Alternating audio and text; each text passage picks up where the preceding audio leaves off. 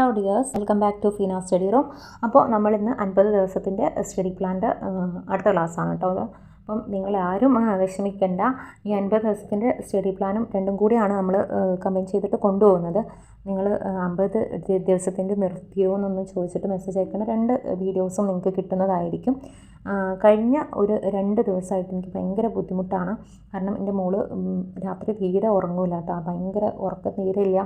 2 മണിക്ക് 3 മണിക്കൊക്കെ എണീറ്റിരുന്ന് ഭയങ്കര കരച്ചിലാണ്, എന്താണെന്ന് അറിയില്ല. അപ്പം അതുകൊണ്ട് മാത്രമാണ് മക്കളെ ഞാൻ 2 ദിവസമായിട്ട് ഒരു ദിവസമാണല്ലോ, ഒരു ദിവസമായിട്ട് വീഡിയോ ഇല്ലാതിരുന്നത്. 2 ദിവസം ഞാൻ ശരിക്കും ഉറങ്ങിയിട്ടില്ല. സത്യം പറഞ്ഞാൽ രാവിലെ ഉറങ്ങാൻ പറ്റില്ല, പിന്നെ നേരത്തെ നീക്കും ചെയ്യും. നേരത്തെ നീക്കാൻ പഠിക്കണമല്ലോ എന്ന് കരുതിയിട്ട് നേരത്തെ നീക്കണതാണ്. അപ്പോൾ നിങ്ങൾ എന്താ വെച്ചാൽ ഒന്ന് സഹകരിക്കുക. നമ്മളെന്തായാലും തീർക്കും. നിങ്ങളൊരു വിഷമിക്കേണ്ട. നമ്മളെന്തായാലും 50 ദിവസത്തിന് ഇനി ആകെ നമുക്കൊരു 20 ദിവസമല്ലേ ഉള്ളൂ 50 ദിവസത്തിൻ്റെ ബാക്കി വരുന്നത്. പിന്നെ നമ്മൾ 60 ദിവസത്തിൻ്റെ സ്റ്റഡി പ്ലാൻ അങ്ങനെ പോകുന്നുണ്ട്. നിങ്ങൾ മാക്സിമം സപ്പോർട്ട് ചെയ്യുക, നിങ്ങളുടെ ലൈക്കും ഷെയറൊക്കെ തരിക. കാരണം എന്താ വെച്ചാൽ നമ്മൾ അത്രയും എഫേർട്ട് ഇട്ടിട്ടാണ് ഓരോ കാര്യങ്ങളും നമ്മൾ ചെയ്യുന്നത്. അപ്പോൾ അതിനുള്ള എന്തെങ്കിലും നിങ്ങൾ ഉപകാരപ്പെടുന്നവർ മാത്രം ഒന്ന് ലൈക്ക് ചെയ്തിട്ട് പോകാം കേട്ടോ. അപ്പോൾ നമുക്ക് ക്ലാസ്സിലേക്ക് പോകാം. ഇന്നത്തെ ക്ലാസ് എന്ന് പറയുന്നത് പ്രകാശ പ്രകീർണനമാണ്. നമ്മൾ ഫിസിക്സിലാണ് ആദ്യത്തേത് നോക്കുന്നത്. പ്രകാശ പ്രകീർണനം ആ ഒരു ടോപ്പിക്കാണ് കേട്ടോ നമ്മളിന്ന് പഠിക്കുന്നത്. നമ്മളില്ലേ ഇന്നത്തെ ഒരു ദിവസം കെമിസ്ട്രിയും ഫിസിക്സും ബയോളജിയും മാത്രമാണ് നോക്കുന്നത് കേട്ടോ. അപ്പം നാളത്തോടു കൂടിയിട്ട് നമ്മൾ ഫിസിക്സ് കംപ്ലീറ്റ് ചെയ്യാൻ പോവുകയാണ്. സന്തോഷ വാർത്ത അറിയിക്കുകയാണ് ആദ്യം തന്നെ. നാളത്തോടു കൂടിയിട്ട് നമ്മളുടെ ഫിസിക്സ് ടോപ്പിക്ക് ഫുള്ള് കംപ്ലീറ്റ് ചെയ്യും. ഇന്നത്തോടു കൂടിയിട്ട് നമ്മളുടെ കെമിസ്ട്രി കംപ്ലീറ്റ് ചെയ്യാൻ പോവുകയാണ്. പിന്നെ ബയോളജി അല്ല ഉള്ളത്, ബയോളജിയിൽ കുറച്ച് ടോപ്പിക്സും കൂടി ബാക്കിയുണ്ട്. അപ്പോൾ നമുക്ക് ഇന്നത്തോടു കൂടിയിട്ട് നമ്മൾ എന്ത് ചെയ്യും, കെമിസ്ട്രി കംപ്ലീറ്റ് ചെയ്യാൻ കേട്ടോ. പൂർണ്ണമായിട്ടും കംപ്ലീറ്റ് ചെയ്തിട്ടുണ്ട് ടോപ്പിക്ക് ഫുള്ള്. പിന്നെ ഫിസിക്സ് നാളത്തോട് കൂടിയിട്ടാണ് കംപ്ലീറ്റ് ചെയ്യുന്നത്. അപ്പോൾ നമുക്ക് ക്ലാസ്സിലേക്ക് പോകാം. ഇപ്പോൾ സന്തോഷമായില്ലേ, നമ്മൾ ടോപ്പിക്കൊക്കെ തീർത്തിട്ടുണ്ടല്ലോ. അപ്പോൾ അതുകൊണ്ട് കുറച്ചൊരു സമാധാനമായില്ലേ. പിന്നെ നമുക്ക് നോക്കാം പ്രകാശ പ്രകീർണനം, പ്രകാശ വിസരണം രണ്ടുമാണ് നോക്കുന്നത്. അപ്പോൾ നോക്കാം പ്രകീർണനം എന്താണെന്ന് ആദ്യമായിട്ട് നോക്കാം കേട്ടോ. ഒന്നിൽ കൂടുതൽ വർണ്ണങ്ങൾ സംയോജിച്ചുണ്ടാകുന്ന പ്രകാശമാണ് സമന്വിത പ്രകാശം. ഒന്നിൽ കൂടുതൽ വർണ്ണങ്ങൾ സംയോജിച്ചുണ്ടാകുന്ന പ്രകാശമാണ് സമന്വിത പ്രകാശം. സമന്വിത പ്രകാശം അതിൻ്റെ ഘടകവർണ്ണങ്ങളായി പിരിയുന്ന പ്രതിഭാസമാണ് പ്രകീർണനം. സമന്വിത പ്രകാശം അതിൻ്റെ ഘടകവർണ്ണങ്ങളായിട്ട് തിരിയുന്ന പ്രതിഭാസമാണ് പ്രകീർണനം. പ്രകീർണത്തിന് കാരണം ഘടകവർണ്ണങ്ങളുടെ തരംഗദൈർഘ്യത്തിലുള്ള വ്യത്യാസം. പ്രകീർണത്തിനുള്ള കാരണം എന്ന് പറയുന്നത് ഘടകവർണ്ണങ്ങളുടെ തരംഗദൈർഘ്യത്തിലുള്ള വ്യത്യാസമാണ്. പ്രകീർണന ഫലമായി ഉണ്ടാകുന്ന വർണ്ണങ്ങളുടെ ക്രമമായ വിതരണത്തിന് പറയുന്നത് വർണ്ണരാജി. പ്രകീർണന ഫലമായി ഉണ്ടാകുന്ന വർണ്ണങ്ങളുടെ ക്രമമായ വിതരണത്തിന് പറയുന്നത് വർണ്ണരാജി. സമന്വിത പ്രകാശത്തെ അതിൻ്റെ ഘടകവർണ്ണങ്ങളാക്കി മാറ്റുന്ന ഉപകരണം പ്രിസമാണ്. പ്രിസത്തിലൂടെ പ്രകാശം കടന്നു പോകുമ്പോൾ തരംഗദൈർഘ്യം കൂടി വരുന്നതിനനുസരിച്ചിട്ട് വർണ്ണങ്ങളിലുള്ള വ്യതിയാനം കുറയും. പ്രിസത്തിലൂടെ പ്രകാശം കടന്നു പോകുമ്പോൾ തരംഗദൈർഘ്യം കുറയുന്നതിനനുസരിച്ച് വർണ്ണങ്ങളുടെ വ്യതിയാനം കൂടുന്നു. പ്രിസത്തിൽ ചരിഞ്ഞ് പ്രവേശിക്കുന്ന അവസരത്തിലും പ്രിസത്തിൽ നിന്നും പുറത്തു കടക്കുമ്പോഴും പ്രകാശത്തിന് സംഭവിക്കുന്നത് അപവർത്തനമാണ്. പ്രിസത്തിൽ ചരിഞ്ഞ് പ്രവേശിക്കുമ്പോഴും പ്രിസത്തിൽ ചെരിഞ്ഞു പ്രവേശിക്കുന്ന അവസരത്തിലും പ്രിസത്തിൽ നിന്നും പുറത്തു പോകുമ്പോഴും പ്രകാശത്തിന് സംഭവിക്കുന്നത് അപവർത്തനമാണ്. സൂര്യപ്രകാശം 7 ഘടകവർണ്ണങ്ങളായി മാറുന്ന പ്രതിഭാസമാണ് പ്രകീർണനം. സൂര്യപ്രകാശം 7 ഘടകവർണ്ണങ്ങളായിട്ട് മാറുന്ന പ്രതിഭാസം ഏതാണ്? അത് പ്രകീർണനമാണ്. പ്രകാശ പ്രകീർണനത്തിന് കാരണമായ പ്രതിഭാസം ഏതാണെന്ന് ചോദിച്ചാൽ അത് അപവർത്തനമാണ്. പ്രകാശ പ്രതിഭാസത്തിന് കാരണമായ പ്രതിഭാസം അപവർത്തനമാണ്. അടുത്തത് വിഭംഗനമാണ് നോക്കുന്നത്. സൂക്ഷ്മങ്ങളായ അതാര്യ വസ്തുക്കളെ ചുറ്റി പ്രകാശം വളയുകയോ വ്യാപിക്കുകയോ ചെയ്യുന്ന പ്രതിഭാസമാണ് ഡിഫ്രാക്ഷൻ എന്ന് പറയുന്നത്. ഡിഫ്രാക്ഷൻ എന്നതാണ് വിഭംഗനം. നിഴലുകൾ ക്രമരഹിതമായി കാണപ്പെടുന്ന പ്രതിഭാസമാണ് ഡിഫ്രാക്ഷൻ. സൂര്യന് ചുറ്റുമുള്ള വലയത്തിന് കാരണം ഡിഫ്രാക്ഷൻ ആണ്. CD-യിൽ കാണുന്ന മഴവിൽ നിറങ്ങൾക്കുള്ള കാരണം ഡിഫ്രാക്ഷൻ ആണ്, വിഭംഗനമാണെന്ന് ഓർത്തു വെക്കുക. അടുത്തതായിട്ട് വ്യതികരണമാണ്.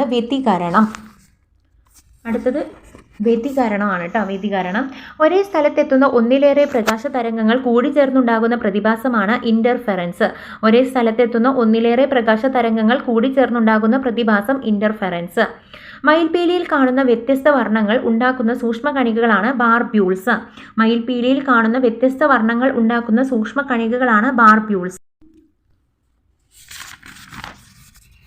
സോപ്പ് കുമിളയിലും വെള്ളത്തിലും എണ്ണപ്പാളികളിലും കാണുന്ന മനോഹര വർണ്ണങ്ങൾക്ക് കാരണം ഇന്റർഫെറൻസ് ആണ്.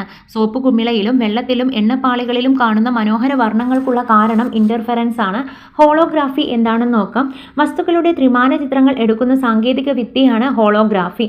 വസ്തുക്കളുടെ ത്രിമാന ചിത്രങ്ങൾ എടുക്കുന്ന സാങ്കേതിക വിദ്യ ഹോളോഗ്രാഫി. ഹോളോഗ്രാഫിയുടെ പിതാവ് ടെന്നിസ് ഗാബോർ ആണ്. ടെന്നിസ് ഗാബോർ ആണ് ഹോളോഗ്രാഫിയുടെ പിതാവ്. ഹോളോഗ്രാഫി സാങ്കേതിക വിദ്യയിൽ ഉപയോഗപ്പെടുത്തിയിരിക്കുന്ന പ്രകാശ പ്രതിഭാസം ഇന്റർഫെറൻസ് ആണ്.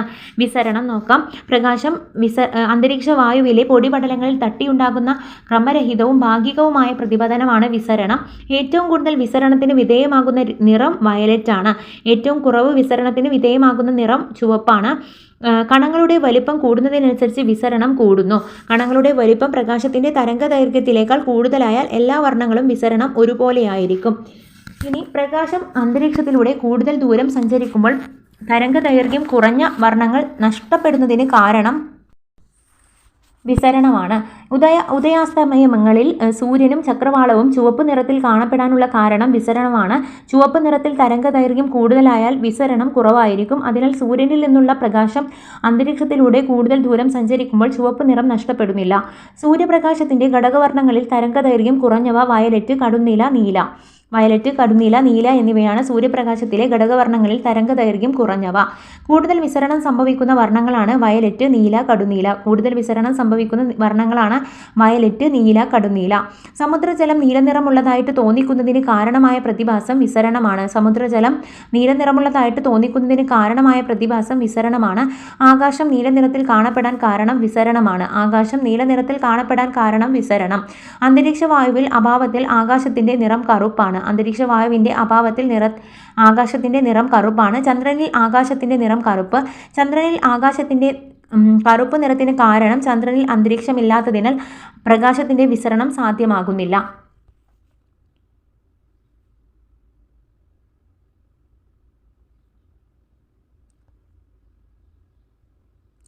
അടുത്തത് CV രാമനാണ്. ചന്ദ്രശേഖര വെങ്കിട്ടരാമൻ എന്നാണ് യഥാർത്ഥ പേര്. 1888 1970.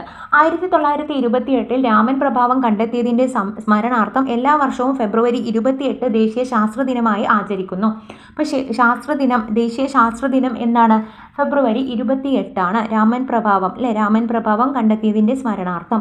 രാമൻ പ്രഭാവം വിസരണവുമായി ബന്ധപ്പെട്ടിരിക്കുന്നു.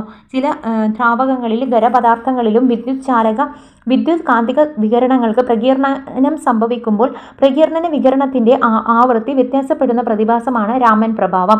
രാമൻ പ്രഭാവത്തിന്റെ കണ്ടെത്തലിൽ CV രാമനെ സഹായിച്ച ഇന്ത്യക്കാരനാണ് KS കൃഷ്ണൻ. അപ്പോൾ രാമനും കൃഷ്ണനുമാണെന്ന് ഓർത്തു വെക്കുക കേട്ടോ. ഇനി ഭൗതിക ശാസ്ത്ര നോബൽ സമ്മാനം ലഭിച്ച ആദ്യ ഏഷ്യക്കാരനാണ് KS കൃഷ്ണൻ കേട്ടോ. ഭൗതിക ശാസ്ത്ര നോബൽ സമ്മാനം ലഭിച്ച ആദ്യ ഏഷ്യക്കാരനാണ് CV രാമൻ. 1954 രാജ്യം ഭാരതരത്നം നൽകി ആദരിച്ചു.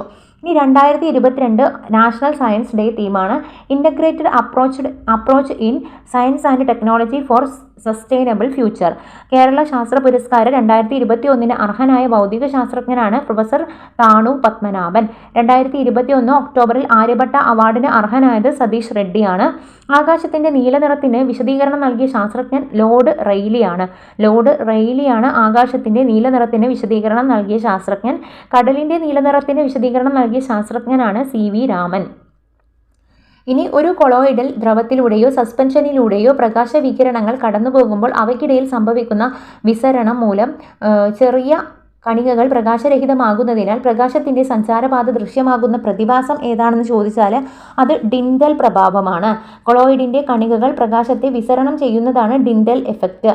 വിസരണത്തിന്റെ തീവ്രത ആശ്രയിച്ചിരിക്കുന്ന കൊളോയിഡിലെ കണികകളുടെ വലുപ്പത്തെയാണ്. വാൽ നക്ഷത്രത്തിന്റെ വാൽ ദൃശ്യമാകാൻ കാരണം ഡിൻഡൽ എഫക്റ്റ് ആണ്. ഇനി അടുത്തതായിട്ട് പോളിമറൈസേഷൻ ആണ് നോക്കുന്നത്.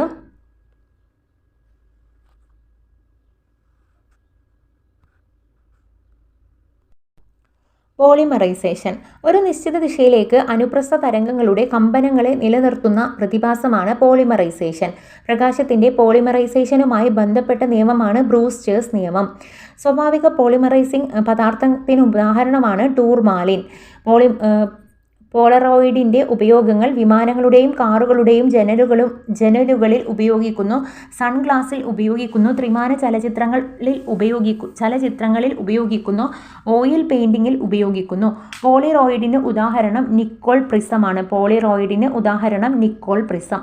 മഴവില്ല് ഉണ്ടാകുവാൻ കാരണമാകുന്ന പ്രധാന പ്രതിഭാസം പ്രകീർണനമാണ്. മഴവില്ലുണ്ടാകുന്നതിനുള്ള മറ്റു പ്രതിഭാസങ്ങൾ ഏതൊക്കെയാണ്? അപവർത്തനം, പൂർണ്ണാന്തരിക പ്രതിഫലനം.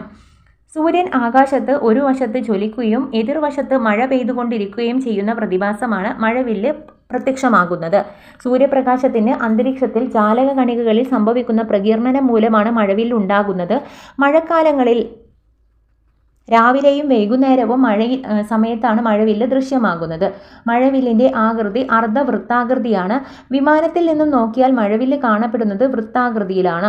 മഴവില്ലിൻ്റെ നിറങ്ങൾ വയലറ്റ്, ഇൻഡിഗോ, നീല, പച്ച, മഞ്ഞ, ഓറഞ്ച്, ചുവപ്പ്. മഴവില്ലിൽ ഏറ്റവും മുകളിലായി കാണപ്പെടുന്ന ഘടകവർണ്ണം ചുവപ്പാണ്. മഴവില്ലിലെ 7 നിറങ്ങൾ തരംഗദൈർഘ്യം കൂടുതലും വിസരണം കുറഞ്ഞതുമായ നിറം ചുവപ്പാണ്. മഴവില്ലിൻ്റെ കേന്ദ്രത്തെയും നിരീക്ഷകനെയും തമ്മിൽ യോജിപ്പിക്കുന്ന രേഖ ദൃഷ്ടിരേഖയാണ്. സൂര്യരശ്മിയുടെ സഞ്ചാരദിശയുടെ അതേ ദിശയിലേക്ക് നോക്കുമ്പോഴാണ് ഒരു നിരീക്ഷകന് മഴവില്ല് കാണാൻ സാധിക്കുന്നത്. ജലകണികകളിൽ പതിക്കുന്ന രശ്മികൾ ദൃഷ്ടിരേഖയ്ക്ക് സമാന്തരമായിരിക്കണം. മഴവില്ലിൻ്റെ മധ്യത്തിലുള്ള വർണ്ണം പച്ചയാണ്. മഴവില്ലിൽ ഏറ്റവും താഴെയായി കാണപ്പെടുന്ന ഘടകവർണ്ണം വയലറ്റ്. മഴവില്ലിൽ വയലറ്റ് കാണപ്പെടുന്ന കോണെന്ന് പറയുന്നത് 40 ഡിഗ്രിയാണ്. 40.8 ഡിഗ്രിയാണ് കേട്ടോ. മഴവില്ലിൽ ചുവപ്പ് കാണുന്ന കോണാണ് 42.8 ഡിഗ്രി. SCERT പാഠപുസ്തകത്തിൽ 7 ഡിഗ്രിയാണ് കേട്ടോ. 42.7 ഡിഗ്രിയാണ്. മഴവില്ല് ഉണ്ടാകുന്നത് സൂര്യൻ്റെ എതിർ ദിശയിലേക്കാണ്. കിഴക്ക് ഭാഗത്ത് സൂര്യനുള്ളപ്പോൾ മഴവില്ല് രൂപപ്പെടുന്നത് പടിഞ്ഞാറ് ഭാഗത്താണ്. മഴവില്ലിൻ്റെ ഭാഗം കൂടുതലായി ദൃശ്യമാകുന്നത് സൂര്യൻ ചക്രവാളത്തോട് അടുത്തു നിൽക്കുമ്പോൾ. മഴവില്ല് അദൃശ്യമാകുന്നത് സൂര്യൻ ചക്രവാളത്തിൽ നിന്നും വളരെ ഉയരത്തിലാകുമ്പോൾ. ഉച്ചസമയത്ത് മഴവില്ല് ഉണ്ടാകാത്തതിന് കാരണം സൂര്യനിൽ നിന്നുള്ള ലംബരശ്മികൾക്ക് അപവർത്തനം സംഭവിക്കാത്തത് കൊണ്ടാണ്. പ്രകാശരശ്മി ഒരു ജലകണികയിലൂടെ കടന്നു പോകുമ്പോൾ 2 പ്രാവശ്യം അപവർത്തനം സംഭവിക്കുന്നു. പ്രകാശരശ്മി ഒരു ജലകണികയിലൂടെ കടന്നു പോകുമ്പോൾ 1 പ്രാവശ്യം ആന്തരിക പ്രതിഫലനം സംഭവിക്കുന്നു. 2 അപവർത്തനം പ്ലസ് 1 ആന്തരിക പ്രതിപതനം സമം പ്രാഥമിക മഴവില്ല്. 2 അപവർത്തനം പ്ലസ് 2 ആന്തരിക പ്രതിപതനം ദ്വിതീയ മഴവില്ല്. ഒരു ദ്വിതീയ മഴവില്ലിൽ വയലറ്റ് നിറത്തിൻ്റെ വ്യതിയാന കോണെന്ന് പറയുന്നത് 54.2 ഡിഗ്രിയാണ്. ദ്വിതീയ മഴവില്ലിൽ പ്രകാശത്തിൻ്റെ തീവ്രത കുറവായതുകൊണ്ട് അത് പ്രാഥമിക മഴവില്ലിനെ അപേക്ഷിച്ച് നിറം മങ്ങിയതായിട്ട് കാണപ്പെടുന്നു. ദ്വിതീയ മഴവില്ലിൽ വർണ്ണങ്ങളുടെ ക്രമം പ്രാഥമിക മഴവില്ലിൻ്റെ വിപരീതത്തിലുമാണ്. വയലറ്റാണ് ദ്വിതീയ മഴവില്ലിൽ മുകളിൽ രൂപപ്പെടുന്ന വർണ്ണം. ചുവപ്പാണ് ദ്വിതീയ മഴവില്ലിൽ താഴെയായിട്ട് രൂപപ്പെടുന്ന വർണ്ണം. വസ്തുക്കളുടെ വിവിധ വർണ്ണങ്ങൾ. വൈദ്യുതകാന്തിക സ്പെക്ട്രത്തിലെ ഏറ്റവും ഇടുങ്ങിയ ഭാഗം ദൃശ്യപ്രകാശമാണ്. ദൃശ്യപ്രകാശത്തിൻ്റെ തരംഗദൈർഘ്യം 400-700 നാനോമീറ്ററാണ്. വർണ്ണം തരംഗദൈർഘ്യം വയലറ്റ് 400 nm 440 nm വരെയാണ്. കടും നീലയാണെങ്കിൽ 440-460 nm ആണ്. നീല 460 nm to 500 nm ആണ്. പച്ച 500-570 nm ആണ്. മഞ്ഞയാണെങ്കിൽ 570-590 nm ആണ്. Orange 590-620 nm. ചുവപ്പ് 620-700 nm ആണ്. ഇനി ദൃശ്യപ്രകാശത്തിൽ അടങ്ങിയിരിക്കുന്ന ഘടകവർണ്ണങ്ങൾ 7 എണ്ണമാണ്. വിബ്ജിയോർ അല്ലേ. Violet, indigo, blue, green, yellow, orange, red. അന്നജ നിർമ്മാണത്തിന് കൂടുതൽ പങ്കെടുക്കുന്ന ഘടകവർണ്ണങ്ങളാണ് ചുവപ്പും നീലയും. ചുവപ്പും പച്ചയും. PSC പ്രകാരം ചുവപ്പും പച്ചയുമാണ്. എന്നാൽ അന്നജ നിർമ്മാണത്തിൽ കൂടുതൽ പങ്കെടുക്കുന്ന ഘടകവർണ്ണങ്ങൾ ചുവപ്പും നീലയുമാണ്. പ്രാഥമിക വർണ്ണങ്ങൾ പച്ച, നീല, ചുവപ്പ്. പനിച്ചു എന്ന് പഠിച്ചു വെക്കുക കേട്ടോ.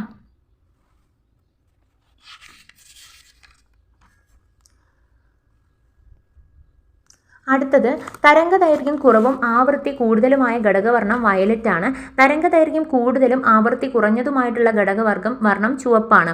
തരംഗദൈർഘ്യം കുറവും ആവൃത്തി കൂടുതലുമാണെങ്കിൽ അത് വയലറ്റ് ആണ്. തരംഗദൈർഘ്യം കൂടുതലും ആവൃത്തി കുറഞ്ഞതുമാണെങ്കിൽ അത് ചുവപ്പാണ്.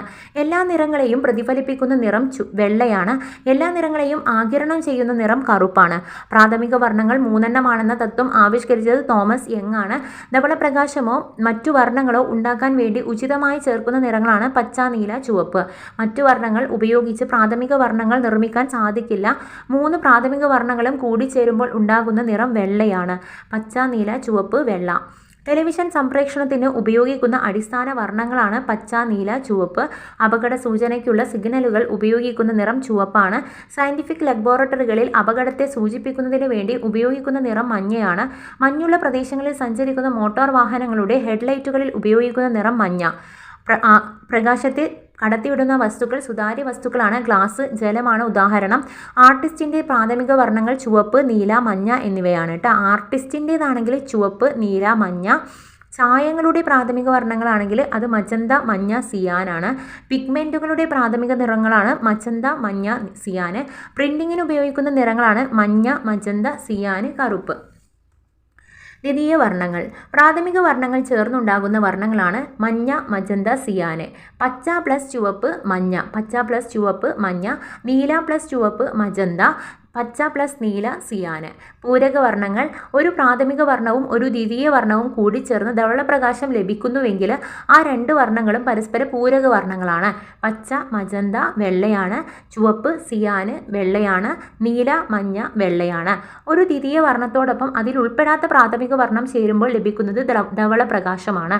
പ്രകാശത്തെ കടത്തിവിടാത്ത വസ്തുക്കളാണ് അധാര്യ വസ്തുക്കൾ, തടി, കല്ല്. പ്രകാശത്തെ ഭാഗികമായി കടത്തിവിടുന്ന വസ്തുക്കളാണ് അർദ്ധധാര്യ വസ്തുക്കൾ, ഓയിൽ, പേപ്പർ, വായു. ധവളപ്രകാശത്തിലെ ഏത് ഘടകവർണ്ണത്തെയാണോ ഒരു സുതാര്യ വസ്തു കടത്തിവിടുന്നത് ആ നിറത്തിലായിരിക്കും ആ വസ്തു കാണപ്പെടുന്നത്. ഒരു സുതാര്യ വസ്തു എല്ലാ നിറങ്ങളെയും കടത്തിവിട്ടാൽ ആ വസ്തുവിന് നിറം ഉണ്ടായിരിക്കില്ല. ശുദ്ധജലം.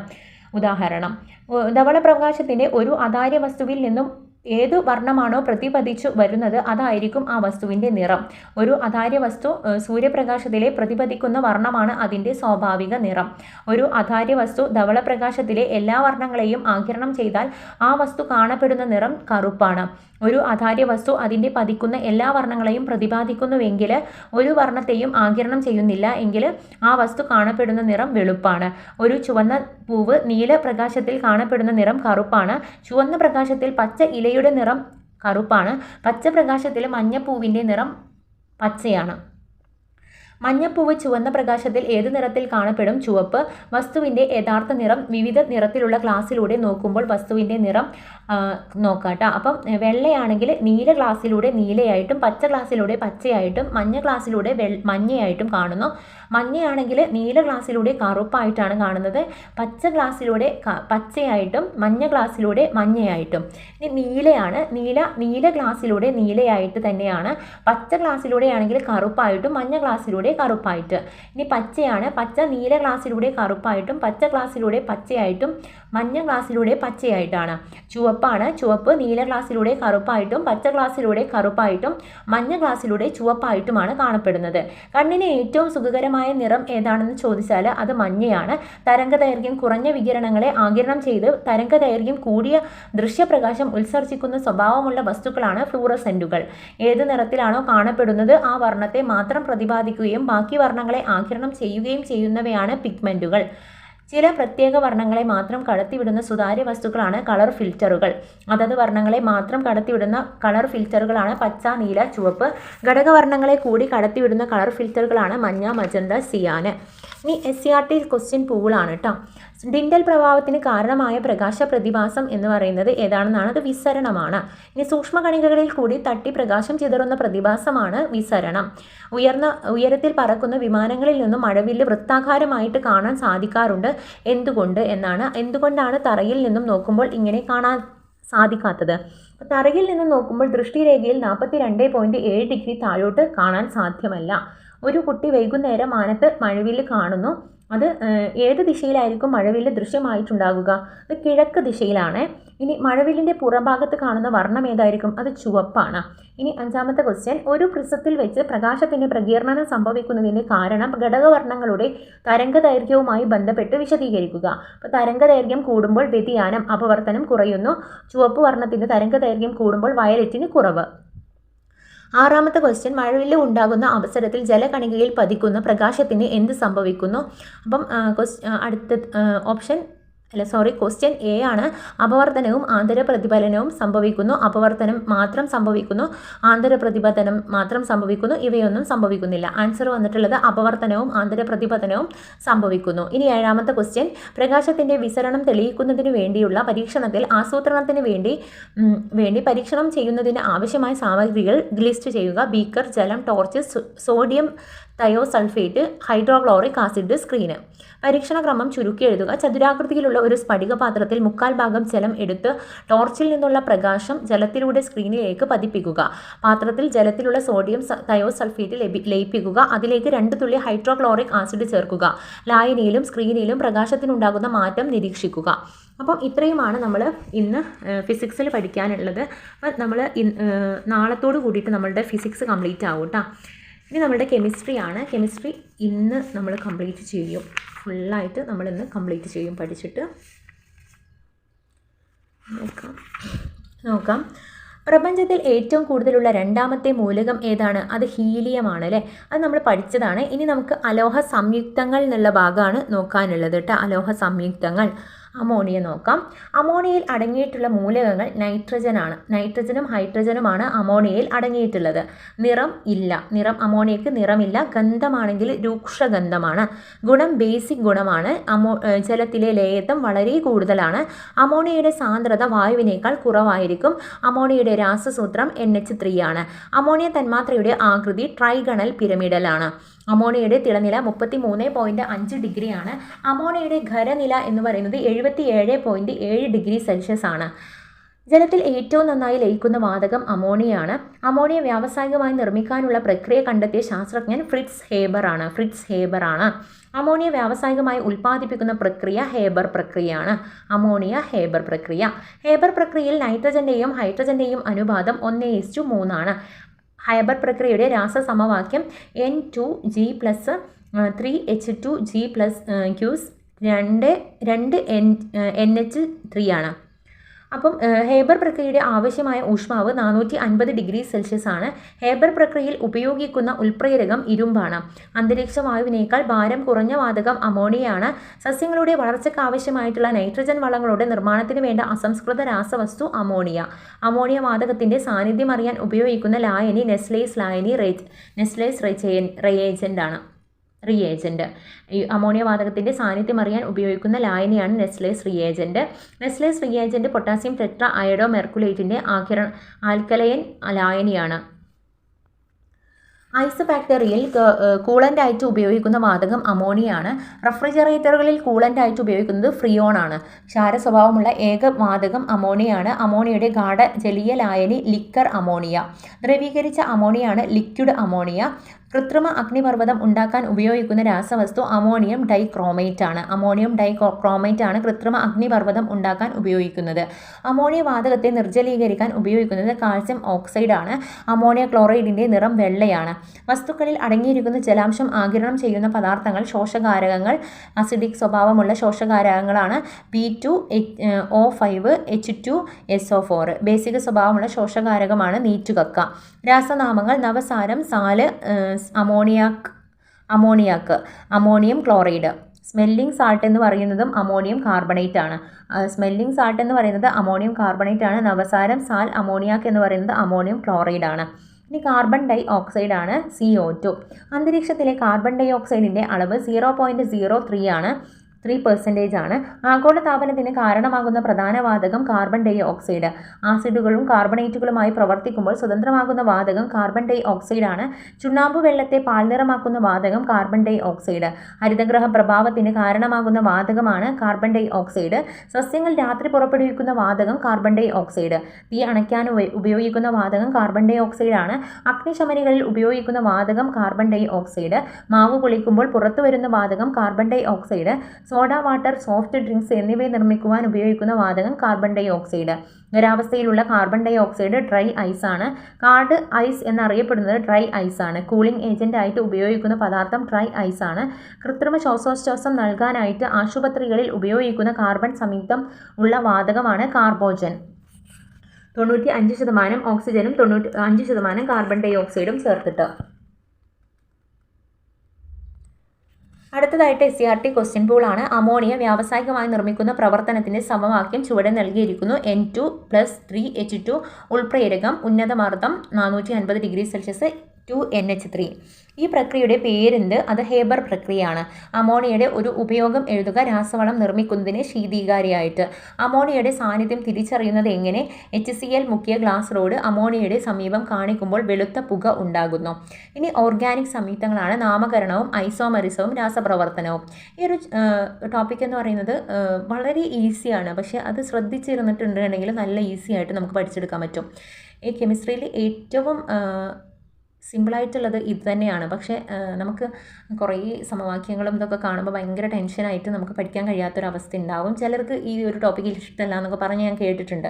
അപ്പോൾ നിങ്ങൾ ശരിക്കും ശ്രദ്ധിച്ചിരുന്നാൽ ഇത് വളരെ ഈസി ആയിട്ട് നമുക്ക് പഠിച്ചെടുക്കാൻ പറ്റും. എനിക്ക് കെമിസ്ട്രിയിൽ ഏറ്റവും ഇഷ്ടപ്പെട്ട ടോപ്പിക്ക് ഈ ഒരു ടോപ്പിക്കാണ്. വൈദ്യുത വിശ്ലേഷണമൊന്നും എനിക്ക് അത്ര ഒരു താല്പര്യമില്ല, പക്ഷേ ഈ ടോപ്പിക്ക് എനിക്കിഷ്ടമാണ്. ആറ്റം അതുപോലെ പീരിയോഡിക് ടേബിളൊക്കെ എനിക്ക് പ്രയാസമാണ്, പക്ഷേ ഈ ഓർഗാനിക് സംയുക്തങ്ങൾ എനിക്ക് എളുപ്പമാണ് കേട്ടോ. അപ്പോൾ നോക്കാം നമുക്ക്. കാർബണിക സംയുക്തങ്ങളെക്കുറിച്ചുള്ള പഠനമാണ് കാർബണിക രസതന്ത്രം. കാർബണിക സംയുക്തങ്ങളെക്കുറിച്ചുള്ള പഠനമാണ് കാർബണിക രസതന്ത്രം. കാർബണിക രസതന്ത്രത്തിൻ്റെ പിതാവ് ഫെഡറിക് വൂളറാണ് കാർബണിക രസതന്ത്രത്തിൻ്റെ പിതാവ്. ഓർഗാനിക് സംയുക്തങ്ങളുടെ പൊതുഘടകം കാർബണാണ്. കാർബണിൻ്റെ ആറ്റോമിക നമ്പർ എത്രയാണ്? 6 ആണ്. കാർബണിൻ്റെ ആറ്റോമിക നമ്പർ 6 ആണ്. കാർബണിൻ്റെ വാലൻസി 4 ആണ്. കാർബണിൻ്റെ മറ്റു മൂലകങ്ങളിൽ നിന്നും വ്യത്യസ്തമാക്കുന്നത് ഉയർന്ന കാറ്റിനേഷൻ കഴിവ്, മറ്റു മൂലകങ്ങളുമായി വിവിധ തരം ബന്ധനത്തിൽ ഏർപ്പെടാനുള്ള കഴിവ്. കാർബണിൻ്റെ വാലൻസിയെ സൂചിപ്പിക്കുന്ന ഘടകങ്ങളാണ് അവിടെ കൊടുത്തിട്ടുള്ളത്. നിങ്ങളൊന്ന് നോക്കിയിട്ട് മനസ്സിലാക്കുക. ഏകബന്ധനം, ദ്വിബന്ധനം, ത്രിബന്ധനമാണ് അല്ലേ അത്. ഇനി സംയുക്തങ്ങളുടെ ഘടനയും തന്മാത്രാ സൂത്രവും ഒന്ന് നോക്കുക കേട്ടോ. അപ്പോൾ അതിൽ സിയിലെ ഫസ്റ്റ് സിയിൽ 3 H ഉണ്ട് അല്ലേ. അത് കഴിഞ്ഞിട്ട് ഒരു ബന്ധനമുണ്ട്, ഏകബന്ധനം തന്നെയാണ് സിയും തമ്മിൽ. പിന്നെ എന്താണ്? 3 H ഉണ്ട്. അപ്പം എന്താണ് വരുന്നത്? C2. സി എത്ര എണ്ണമാണുള്ളത്? സി 2 എണ്ണമാണുള്ളത്. H എത്ര എണ്ണം ഉണ്ട്? 6 എണ്ണം ഉണ്ട്. അപ്പോൾ എത്രയായി? C2H6 ആയി. ഇനി അടുത്തതാണ് ദ്വിബന്ധനമാണ് കേട്ടോ കാണിച്ചിരിക്കുന്നത്. ദ്വിബന്ധനത്തിൽ സി 2 എണ്ണമാണുള്ളത്. H എത്ര എണ്ണം ഉണ്ട്? അത് 4 എണ്ണമാണുള്ളത്. ഇനി ത്രിബന്ധനാണ് അവിടെ കൊടുത്തിട്ടുള്ളത്. ത്രിബന്ധനത്തിൽ സി 2 എണ്ണം ഉണ്ട്, H 2 എണ്ണം ഉണ്ട് അല്ലേ. C2H2 ആണ് അവിടെ ഉള്ളത്. കാർബൺ, ഹൈഡ്രജൻ എന്നിവ ചേർന്നുണ്ടാകുന്ന ഓർഗാനിക് സംയുക്തങ്ങൾ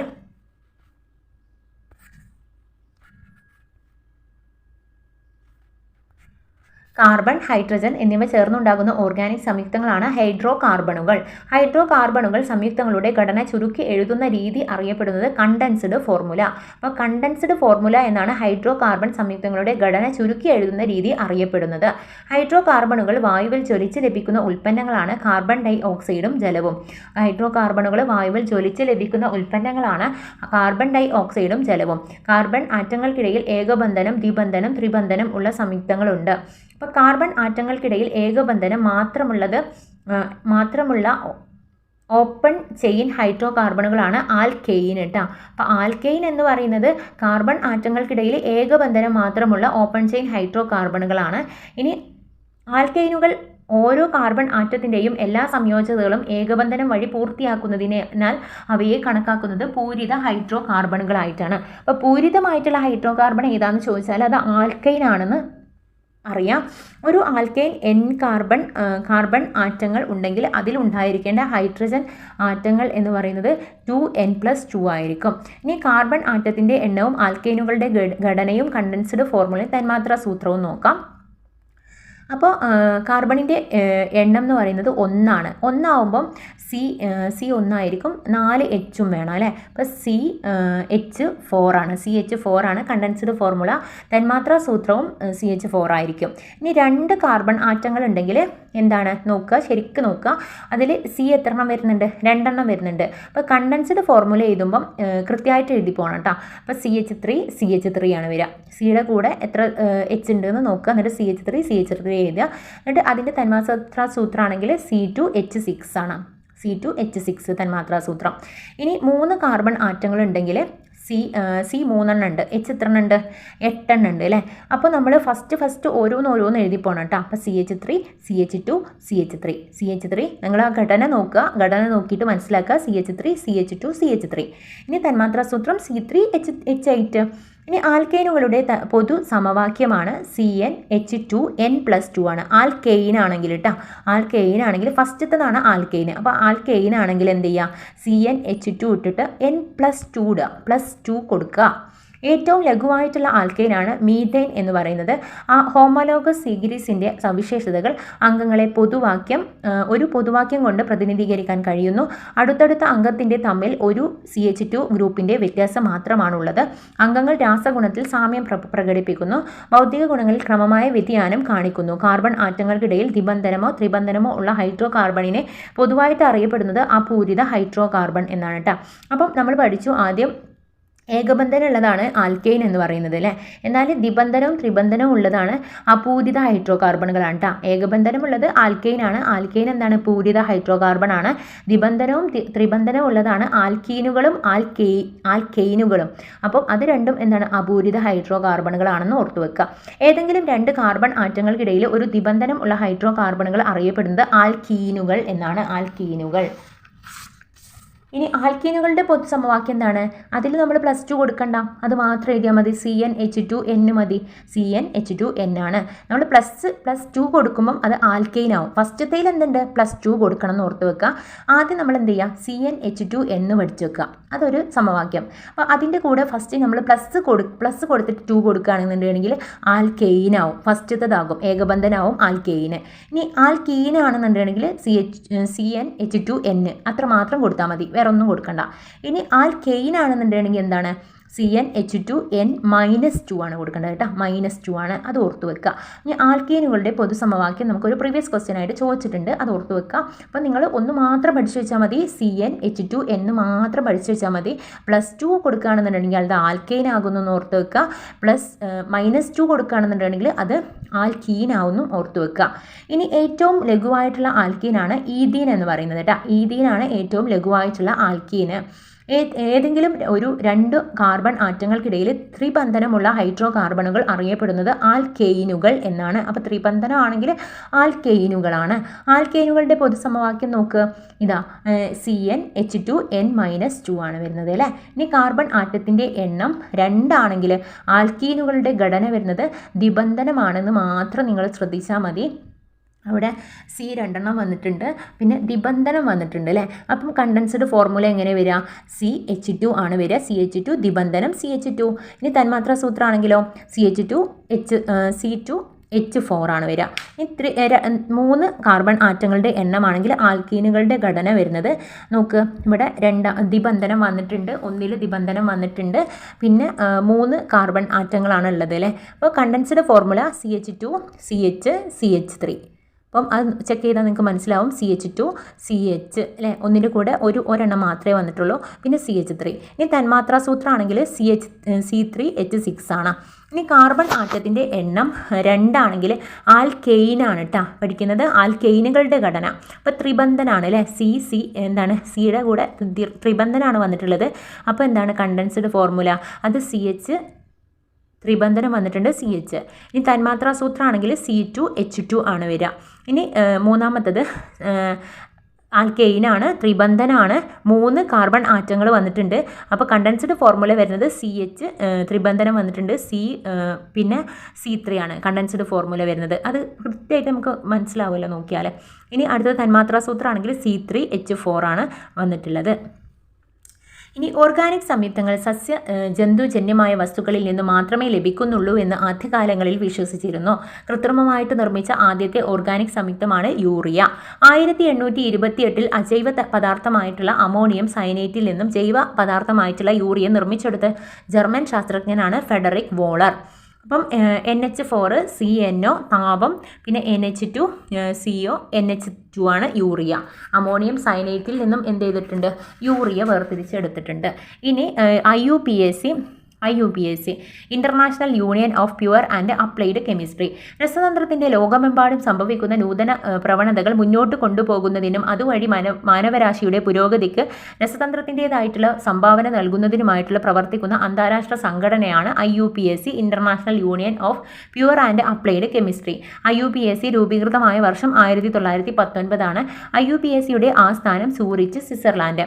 IUPACയുടെ നേതൃത്വത്തിൽ തീരുമാനിക്കപ്പെടുന്നത് മൂലകങ്ങളുടെ സംയുക്ത മൂലകങ്ങളുടെയും നാമകരണവും ആറ്റോമിക ഭാരത്തിൻ്റെയും ഭൗതിക സ്ഥിരാങ്കങ്ങളുടെയും ഏകീകരണം, നൂതന പദങ്ങളുടെ അംഗീകാരം.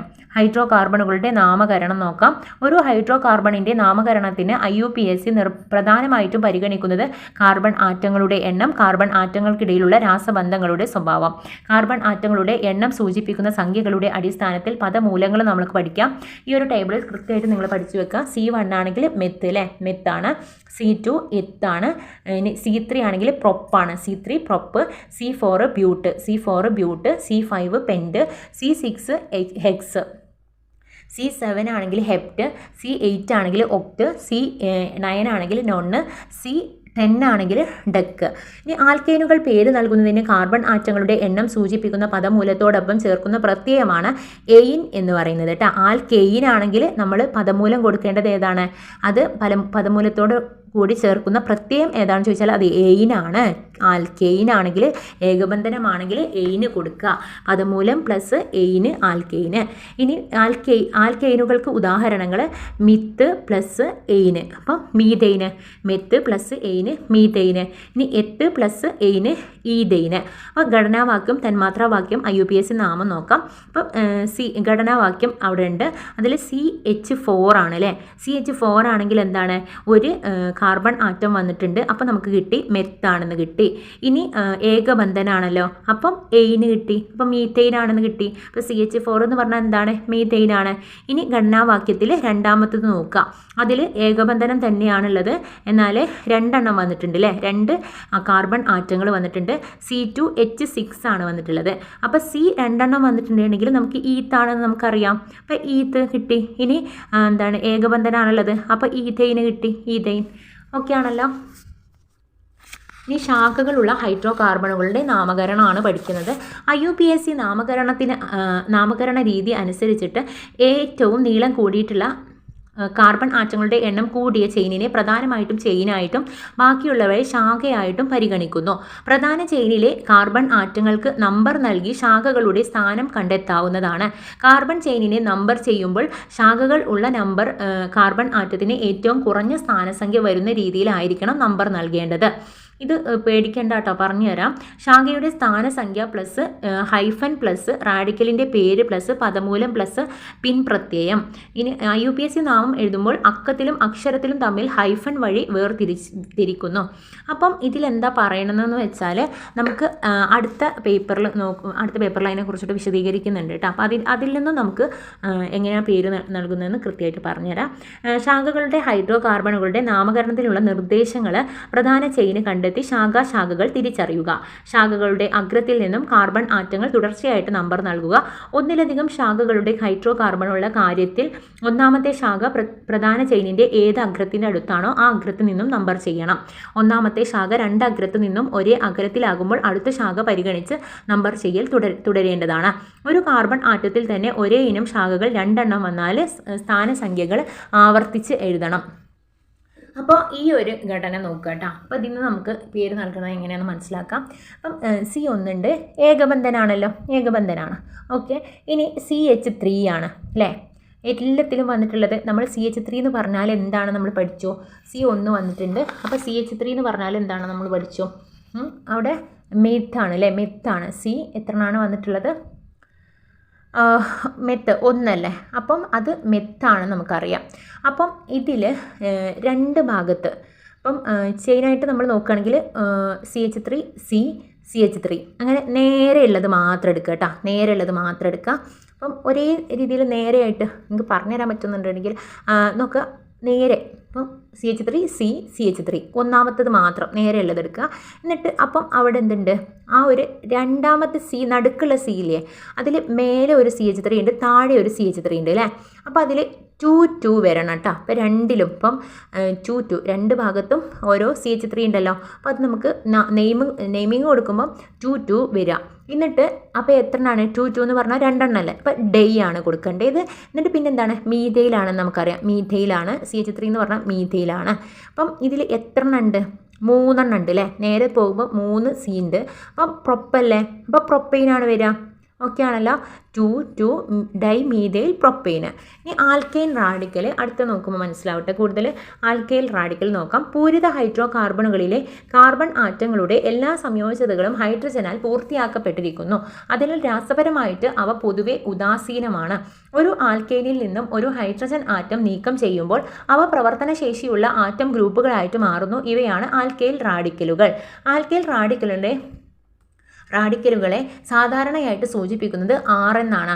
അപ്പം മീഥൈലിൽ നിന്നും ഒരു ഹൈഡ്രജൻ ആറ്റം നീക്കം ചെയ്യുമ്പോൾ ഉണ്ടാകുന്ന റാഡിക്കലാണ് മീഥൈൽ റാഡിക്കൽ. അപ്പം മീഥൈന് നമ്മൾ പഠിച്ചു CH4 ആണ് അല്ലേ. അപ്പോൾ അതിൽ നിന്നിട്ട് ഒരു ഹൈഡ്രജൻ ആറ്റം നീക്കം ചെയ്യുമ്പോഴാണ് നമുക്ക് മീഥൈൽ റാഡിക്കൽ കിട്ടുക. അപ്പം മീഥൈൽ റാഡിക്കൽ എന്ന് പറയുന്നത് CH3 ആണ്.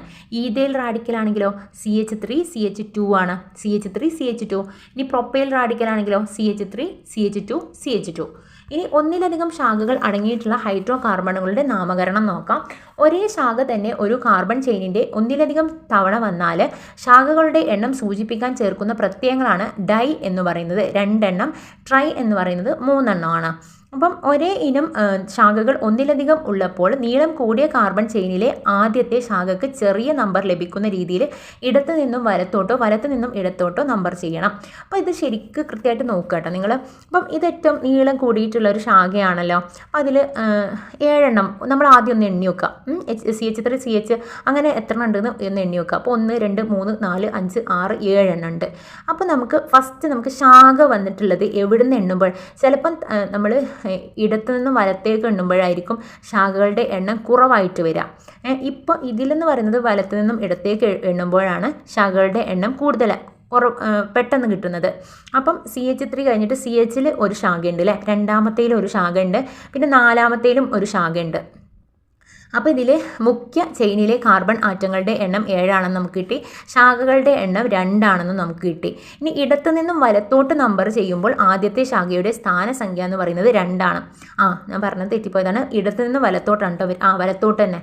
ഓക്കെ. അപ്പോൾ വലത്തോട്ട് നോക്കുമ്പോൾ ഫസ്റ്റത്തെ ശാഖയുടെ സ്ഥാനസംഖ്യ 2 ആണ്. വലത്തു നിന്നും ഇടത്തോട്ട് നമ്പർ ചെയ്യുമ്പോൾ ആദ്യത്തെ ശാഖയുടെ സ്ഥാനസംഖ്യ 4 ആണ്. അപ്പോൾ നിങ്ങൾ ഇതിൽ ശ്രദ്ധിക്കുന്നത് മനസ്സിലാവുമല്ലോ. ഇനി ശരിയായിട്ട് നമ്പർ ചെയ്ത രീതി ഇടത്തു നിന്നും വലത്തോട്ടാണ്. അപ്പോൾ IUPAC നാമം കൊടുക്കൽ എങ്ങനെയാണെന്ന് വെച്ചാൽ 2ലുണ്ട് 4ലുണ്ട്. അപ്പോൾ 2 4. ഇനി എത്ര എണ്ണം ഉണ്ട്? അത് ഡൈ ആണ്, 2 എണ്ണമാണുള്ളത്. അപ്പോൾ ഡൈ മീഥൈലാണ്. മീഥൈലല്ലേ, മീഥൈലാണ്. CH3 എന്ന് പറഞ്ഞാൽ ഏതാണ്? മീഥൈലാണ്. മീഥൈൽ എത്ര എണ്ണം ഉണ്ട്? മൊത്തം എത്ര എണ്ണം ഉണ്ട്? 7 എണ്ണം ഉണ്ട്. അപ്പോൾ ഹെപ്റ്റെയിനാണ്. ഹെപ്റ്റെയിൻ എന്ന് പറയുമ്പോൾ എന്താണ്? എയിൻ എന്ന് വന്നു. അതെന്താണ്? ഏകബന്ധനാണ്. അപ്പോൾ 2,4 ഡൈമീഥൈൽ ഹെപ്റ്റെയിൻ എന്നാണ് ഇതിന് പറയുന്നത്. ഇനി അടുത്തത് ഒരു പട്ടികയാണ് കേട്ടോ. അതിൽ നാമകരണമാണ്. നമുക്ക് ശരിക്കും ഓരോന്നിനും നാമകരണം ചെയ്തു നോക്കാം. CH3 CH CH2 CH CH2 CH3. അപ്പോൾ ഇതിൽ ഏതാണ്? എത്ര എണ്ണം ഉണ്ട് എന്ന് ആദ്യം എണ്ണി നോക്കുക. 1 2 3 4 5 6 എണ്ണം ഉണ്ട്. 6 എണ്ണമാണെന്ന് നമുക്ക് കിട്ടി. 6 എന്ന് പറഞ്ഞാൽ ഏതാണ്? ഹെക്സ് ആണെന്ന് നമുക്കറിയാം. അപ്പോൾ അവിടെ വയ്ക്കുക, ഹെക്സ് അവിടെ വെക്കുക. ഇനി നമ്മൾ വലത് ഭാഗത്ത് നിന്ന് ഇടത്തു നിന്നും വലത്തേക്ക് എണ്ണി വെക്കുക. അപ്പം ഫസ്റ്റത്തേൽ 2 എന്തായാലും 2 മീഥൈൽ ഉണ്ട് എന്ന് നമുക്ക് കിട്ടി. 2 മീഥൈൽ ഉണ്ടെന്ന് കിട്ടി. ആദ്യത്തേത് രണ്ടാമത്തേലുമാണ്, രണ്ടാമത്തേത് നാലാമത്തേലുമാണ്. അപ്പോൾ നമ്മൾ എന്ത് ചെയ്യുക? 2 4 എത്ര എണ്ണമാണ് മീഥൈലുള്ളത്? ഡൈ മീഥൈലാണുള്ളത് എന്ന് നമുക്ക് കിട്ടി. പിന്നെ ഏകബന്ധനാണെന്ന് നമുക്കറിയാം, ഹെക്സൈലാണ് അല്ലേ. അപ്പോൾ 2,4 ഡൈ മീഥൈൽ ഹെക്സൈൽ. ഇനി അടുത്തത് നിങ്ങൾ 2 എണ്ണം ഉണ്ട്. അത് രണ്ടും ചെയ്ത് നോക്കിയിട്ട് നിങ്ങൾക്ക് കിട്ടുന്നുണ്ടോ എന്ന് നിങ്ങളൊന്ന് അറിയിക്കണേ കമൻറ്റ് ബോക്സിൽ. പൂരിത ഹൈഡ്രോ കാർബണുകളുടെ നാമകരണം. ആൽക്കീനുകളുടെ IUPAC നാമത്തിന് പിൻ പ്രത്യയമായി ഈൻ ചേർക്കുന്നു. അപ്പോൾ ആൽക്കീനുകളാണെങ്കിൽ നമ്മൾ പറഞ്ഞു ഈനാണ്. അപ്പോൾ ആൽക്ക് പ്ലസ് ഈനാണ്. ആൽക്കെയിനാണെങ്കിൽ ഒന്നാമത്തെ അല്ലേ, ഫസ്റ്റ്. ഏകബന്ധനാണെങ്കിൽ ദ്വിബന്ധനാണെങ്കിൽ ആൽക്കീനാണ്. അപ്പോൾ കീനാണ് കൊടുക്കുക, ഈനാണ് കൊടുക്കുക. ഇനി IUPAC നാമകരണം ചെയ്യുമ്പോൾ ദ്വിബന്ധനം വഴി ചേർന്നിരിക്കുന്ന കാർബൺ ആറ്റങ്ങൾക്ക് ഏറ്റവും കുറഞ്ഞ സ്ഥാനസംഖ്യ ലഭിക്കത്തക്ക വിധമാണ് നമ്പർ നൽകേണ്ടത്. C4H8 എന്ന ഹൈഡ്രോ കാർബണിൻ്റെ ഘടനാവാക്യം CH2 = എങ്ങനെയാണ് വരിക? CH CH2 CH3 CH CH2 CH3. അപ്പോൾ എന്താണ്? IUPAC നാമകരണം ചെയ്യുമ്പോൾ ദ്വിബന്ധനം വഴി ചേർന്നിരിക്കുന്ന കാർബൺ ആറ്റങ്ങൾക്ക് ഏറ്റവും കുറഞ്ഞ സ്ഥാനസംഖ്യ ലഭിക്കത്ത വിധമാണ് നമ്പർ നൽകേണ്ടത്. ഏറ്റവും കുറഞ്ഞത് ഏതാണോ അതാണ് നൽകേണ്ടത്. ഇനി CH2 ദിബന്ധനാണ് കേട്ടോ, ഈക്വൽ ടു അല്ല, ദിബന്ധനമാണ്. ദിബന്ധനം അപ്പോൾ എന്താണ് CH2 CH3 എന്ന സംയുക്തത്തിൻ്റെ IUPAC നാമം എന്ന് പറഞ്ഞത് എത്ര ഉണ്ട് ഇതിൽ? 4 C ആണുള്ളത് അല്ലേ, 4 കാർബണുകളാണ്. അപ്പോൾ എന്താണ് ബ്യൂട്ടാണെന്ന് നമുക്ക് കിട്ടി. ഇനി ഒന്നിലല്ലേ ദിബന്ധനം എവിടെയാണുള്ളത്? അത് ഒന്നിലാണുള്ള ഉള്ളത് അല്ലേ, ഒന്നാമത്തേലല്ലേ ദിബന്ധനം ഉള്ളത്. അപ്പോൾ 1, അപ്പോൾ ഒന്നാമത്തേൽ ബ്യൂട്ട് 1. ഇനി എന്താണ് ഈനാണ് അല്ലേ, ഈനാണ്, ദിബന്ധനാണല്ലോ ഉള്ളത്, അപ്പം അത് ഈനാണ്. അപ്പോൾ ബ്യൂട്ട് 1 ഈനാണ് അതിൻ്റെ പേര്. ഇനി ബ്യൂട്ട് 2 ഈനിൻ്റെ ഘടനാ സമവാക്യം നോക്കുക. അതിൽ CH3 കഴിഞ്ഞിട്ട് CH, പിന്നെന്താ വന്നിട്ടുള്ളത്? അവിടെ ദിബന്ധനം വന്നിട്ടുണ്ട് CH3. അപ്പം എന്താണ് വന്നിട്ടുള്ളത്? ഈനിൻ്റെ സമവാക്യം അല്ലേ. അപ്പം ബ്യൂട്ട് 2 ഈനാണ്. അപ്പോൾ രണ്ടാമത്തേലാണ് എന്ത് വന്നിട്ടുള്ളത്? കാർബൺ ആറ്റങ്ങൾ എത്ര എണ്ണാണുള്ളത്? 4 എണ്ണാണുള്ളത്. അപ്പോൾ ബ്യൂട്ട് കിട്ടി. പിന്നെ രണ്ടാമത്തേലാണ് നമുക്ക് എന്ത് വന്നിട്ടുള്ളത്? ദിബന്ധനം വന്നിട്ടുള്ളത്. അപ്പോൾ 2 എന്ന് എഴുതുക, എന്നിട്ട് പിന്നെ ഈന് കൊടുക്കുക. പദമൂലം പ്ലസ് ദിബന്ധനത്തിൻ്റെ സ്ഥാനം പിൻപ്രത്യയം. ഇനി CH3 CH2 CH ദിബന്ധനം വന്നിട്ടുണ്ട് CH3 എന്ന സംയുക്തത്തിൻ്റെ IUPAC നാമാണ് പെൻറ്റ് 2 ഈനാണ് കേട്ടോ, പെൻറ്റ് 2 ഈനാണ്. ആൽക്കെയിനുകൾ നാമകരണം ചെയ്യുമ്പോൾ പിൻപ്രത്യയം ചേർക്കേണ്ടത് അയിൻ എന്നാണ് കേട്ടോ. ആൽക്കെയിനുകൾ നാമകരണം ചെയ്യുമ്പോൾ പിൻപ്രത്യയം ചേർക്കുന്നത് അയിൻ എന്നാണ്. ആൽക്ക് പ്ലസ് അയിനാണ്. അപ്പം ആൽക്കെയിന്. പദമൂലം പ്ലസ് ത്രിബന്ധനത്തിൻ്റെ സ്ഥാനം പ്ലസ് പിൻപ്രത്യയം. അപ്പം നേരത്തെ പറഞ്ഞതുപോലെ തന്നെ ത്രിബന്ധനാണ് അല്ലേ, ത്രിബന്ധനാണെങ്കിൽ നമ്മൾ ആൽക്കെയിൻ എന്നാണ് കൊടുക്കുക, അന്ന് നമ്മൾ പഠിച്ചു. ഇനി CH ത്രിബന്ധനം CH എന്ന സംയുക്തത്തിൻ്റെ IUPAC നാമം ഏതാണ്? ഈതെയിനാണ്, ഈതെയിൻ. CH3 C ത്രിബന്ധനം CH3 എന്ന സംയുക്തത്തിൻ്റെ നാമം ബ്യൂട്ട്. എത്ര എണ്ണം ഉണ്ട്? 4 എണ്ണം ഉണ്ട്. ബ്യൂട്ട് രണ്ടാമത്തേലാണ്, അപ്പോൾ 2 എയിനാണ്, അപ്പോൾ ത്രിബന്ധനാണ്, അപ്പോൾ എയിന്. മനസ്സിലായി എന്ന് വിചാരിക്കുന്നു. ഇനി വലയ സംയുക്തങ്ങളാണ് cyclic or ring compounds. Carbon ആറ്റങ്ങൾ തമ്മിൽ സംയോജിപ്പിച്ച് വലയ രൂപത്തിലുള്ള സംയുക്തങ്ങൾ ഉണ്ടാകുന്നു. വലയ സംയുക്തങ്ങൾ ആലിസൈക്ലിക് സംയുക്തങ്ങളും ആരോമാറ്റിക് സംയുക്തങ്ങളുമാണ് അല്ലേ. അപ്പം വലയ സംയുക്തങ്ങൾ ഏതൊക്കെയാണ്? ആലിസൈക്ലിക് സംയുക്തമുണ്ട്, അതുപോലെ തന്നെ ആരോമാറ്റിക് സംയുക്തവും ഉണ്ട്. ആൽക്കീന് എന്നീ ഓപ്പൺ ചെയിൻ ഹൈഡ്രോ കാർബണുകളുമായി സാമ്യമുള്ള വലിയ ഹൈഡ്രോ കാർബണുകളാണ് ആലിസൈക്ലിക് ഹൈഡ്രോ കാർബണുകൾ. അപ്പോൾ ചില സൈക്ലിക് ഹൈഡ്രോ കാർബണുകളുടെ ഘടനയും അവയുടെ IUPAC നാമവും നോക്കാം. അപ്പോൾ ഫസ്റ്റത്തത് സൈക്ലോപ്രോപ്പെയിൻ ആണ്. എത്ര എണ്ണാണുള്ളത്? C പ്രൊപ്പാണ് അല്ലേ ഉള്ളത്, 3 എണ്ണാണുള്ളത്. അപ്പം C പ്രൊപ്പാണുള്ളത്. ഇനി എന്താണ്? എയിനാണ് കേട്ടോ, ഈനാണ് വരിക. ഏകബന്ധനായതുകൊണ്ട് ഈനാണ് വരിക. സൈക്ലോ ആണ്, എന്താണ്? സൈക്ലോ ആയതുകൊണ്ട് തന്നെ സൈക്ലോപ്രോപ്പെയിൻ എന്നാണ് അത് വരിക. ഇനി എന്താണ്? സൈക്ലോ എന്ന് പറയുമ്പോൾ വലയ അയച്ചുള്ളത് കൊണ്ടാണ് കേട്ടോ അത് സൈക്ലോ ഫസ്റ്റ് വന്നിട്ടുള്ളത്. ഇനി അടുത്തത് നോക്കുക. അടുത്തതിൽ ദിബന്ധനം വന്നിട്ടുണ്ട് അല്ലേ, ദിബന്ധനം വന്നിട്ടുണ്ട്. എത്ര കാർബണാറ്റങ്ങളാണുള്ളത്? 4 എണ്ണാണുള്ളത്. അപ്പോൾ സൈക്ലോ ബ്യൂട്ടീനാണ്, ദിബന്ധനം വന്നതുകൊണ്ട് ഈന് വന്നു. ഇനി അടുത്തത് നോക്കുക. സൈക്ലോ വേണം, വലയാണ്, അതുകൊണ്ട് സൈക്ലോ വേണം. ഇനി അടുത്തതിലും 4 കാർബണാറ്റങ്ങളാണല്ലോ, എന്നിട്ട് എന്താണ്? അവിടെ നമുക്ക് സാധാ ഏകബന്ധനാണുള്ളത്, അതുകൊണ്ട് സൈക്ലോ ബ്യൂട്ടെയിൻ എന്നാണ് കേട്ടോ. ഇനി തനതായിട്ടുള്ള സുഗന്ധമുള്ള വലയ സംയുക്തങ്ങൾ ആരോമാറ്റിക് ഹൈഡ്രോ കാർബണുകളാണ്. തനതായ സുഗന്ധമുള്ള വലയ സംയുക്തങ്ങളാണ് ആരോമാറ്റിക് സംയുക്തങ്ങൾ. ആരോമാറ്റിക് സംയുക്തങ്ങളുടെ പ്രധാന സ്രോതസ് കോൾട്ടാറാണ് കേട്ടോ, കോൾട്ടാറാണ്. ഏറ്റവും ലഘുവായ ആരോമാറ്റിക് സംയുക്തമാണ് ബെൻസീനാണ്. C6H6 ആണെന്ന് ഓർത്ത് വെക്കുക. C6H6 എന്ന് പറയുന്നത് ബെൻസീനാണ്. ഏറ്റവും ലഘുവായിട്ടുള്ള ആരോമാറ്റിക് സംയുക്തമാണ്. മെഴുക് ലയിക്കുന്ന ദ്രാവകം ഏതാണ്? അത് ബെൻസീനാണ്. വ്യവസായ പ്രാധാന്യമുള്ള ഒരു ആരോമാറ്റിക് സംയുക്തമാണ് ബെൻസീൻ്റെ തന്മാത്രാവാക്യം എന്ന് പറയുന്നത് C6H6 ആണ്. അപ്പോൾ ബെൻസീൻ്റെ ഘടന നോക്കൂ, ശരിക്കൊന്ന് നോക്ക്. അപ്പോൾ അതിൽ ഫസ്റ്റത്തേൽ ദിബന്ധനം വന്നിട്ടുണ്ട്, പിന്നെ ഏകബന്ധനം, പിന്നെ ദിബന്ധനം, പിന്നെ ഏകബന്ധനം, പിന്നെ ദിബന്ധനം, അങ്ങനെയാണ് കൊടുത്തിട്ടുള്ളത് അല്ലേ. സൈക്ലോ ആയിട്ടാണല്ലോ. അപ്പം എന്താണ് അത്? C6H6 ആണെന്ന് ഓർത്ത് വെക്കുക. ഇനി ഫങ്ഷണൽ ഗ്രൂപ്പുകളാണ്. ചില ആറ്റങ്ങളുടെയോ ആറ്റം ഗ്രൂപ്പുകളുടെയോ സാന്നിധ്യം ഓർഗാനിക് സംയുക്തങ്ങൾക്ക് ചില പ്രത്യേക രാസ സ്വഭാവങ്ങൾ നൽകുന്നു. ഇവ അറിയപ്പെടുന്നത് ഫങ്ഷണൽ ഗ്രൂപ്പുകൾ എന്നാണ്. ചില ഫങ്ഷണൽ ഗ്രൂപ്പുകൾ നോക്കാം. Hydroxyzine group. അപ്പോൾ OH ആണ് കേട്ടോ ഹൈഡ്രോക്സിൽ ഗ്രൂപ്പ് എന്ന് പറയുമ്പോൾ ഫങ്ഷണൽ ഗ്രൂപ്പിൽ OH ഗ്രൂപ്പാണ്, ഹൈഡ്രോക്സിൽ ഗ്രൂപ്പിൽ വരുന്നത് OH ആണെന്ന് ഓർത്തു വെക്കുക. കാർബൺ ചെയിനിനോട് ബന്ധിപ്പിച്ചിരിക്കുന്ന OH ഗ്രൂപ്പാണ് അവയുടെ പ്രത്യേക സ്വഭാവങ്ങൾക്ക് കാരണം. OH ഫങ്ഷണൽ ഗ്രൂപ്പായി വരുന്ന സംയുക്തങ്ങളെ പൊതുവായിട്ട് അറിയപ്പെടുന്നത് ആൽക്കഹോളുകൾ എന്നാണ്. ആൽക്കഹോളുകളെ നാമകരണം ചെയ്യുന്നത് കാർബൺ ആറ്റങ്ങളുടെ എണ്ണം അനുസരിച്ചിട്ടുള്ള ആൽക്കൈനിൻ്റെ പേരിലെ ഈക്ക് പകരം ഓൾ എന്ന പ്രത്യയം ചേർത്താണ്. അപ്പോൾ ആൽക്കൈന് E+ ഓളാണ് ആൽക്കനോൾ എന്ന് പറയുന്നത്. ആൽക്കൈന് വരും, അതിൻ്റെ ഒപ്പം E വരും, അതിനൊപ്പം ഓൾ വരും, അതാണ് ആൽക്കനോൾ. ഇനി മെഥൈനോടൊപ്പം E+ ഓൾ വരുമ്പോൾ മെഥനോൾ ആവും. മെഥൈനോടൊപ്പം E+ ഓൾ വരുന്നു, അപ്പോൾ മെഥനോൾ ആയിട്ട് മാറുന്നു. ഇനി ഈഥൈനാണ്, ഈഥൈന് E+ ഓള് എഥനോള്.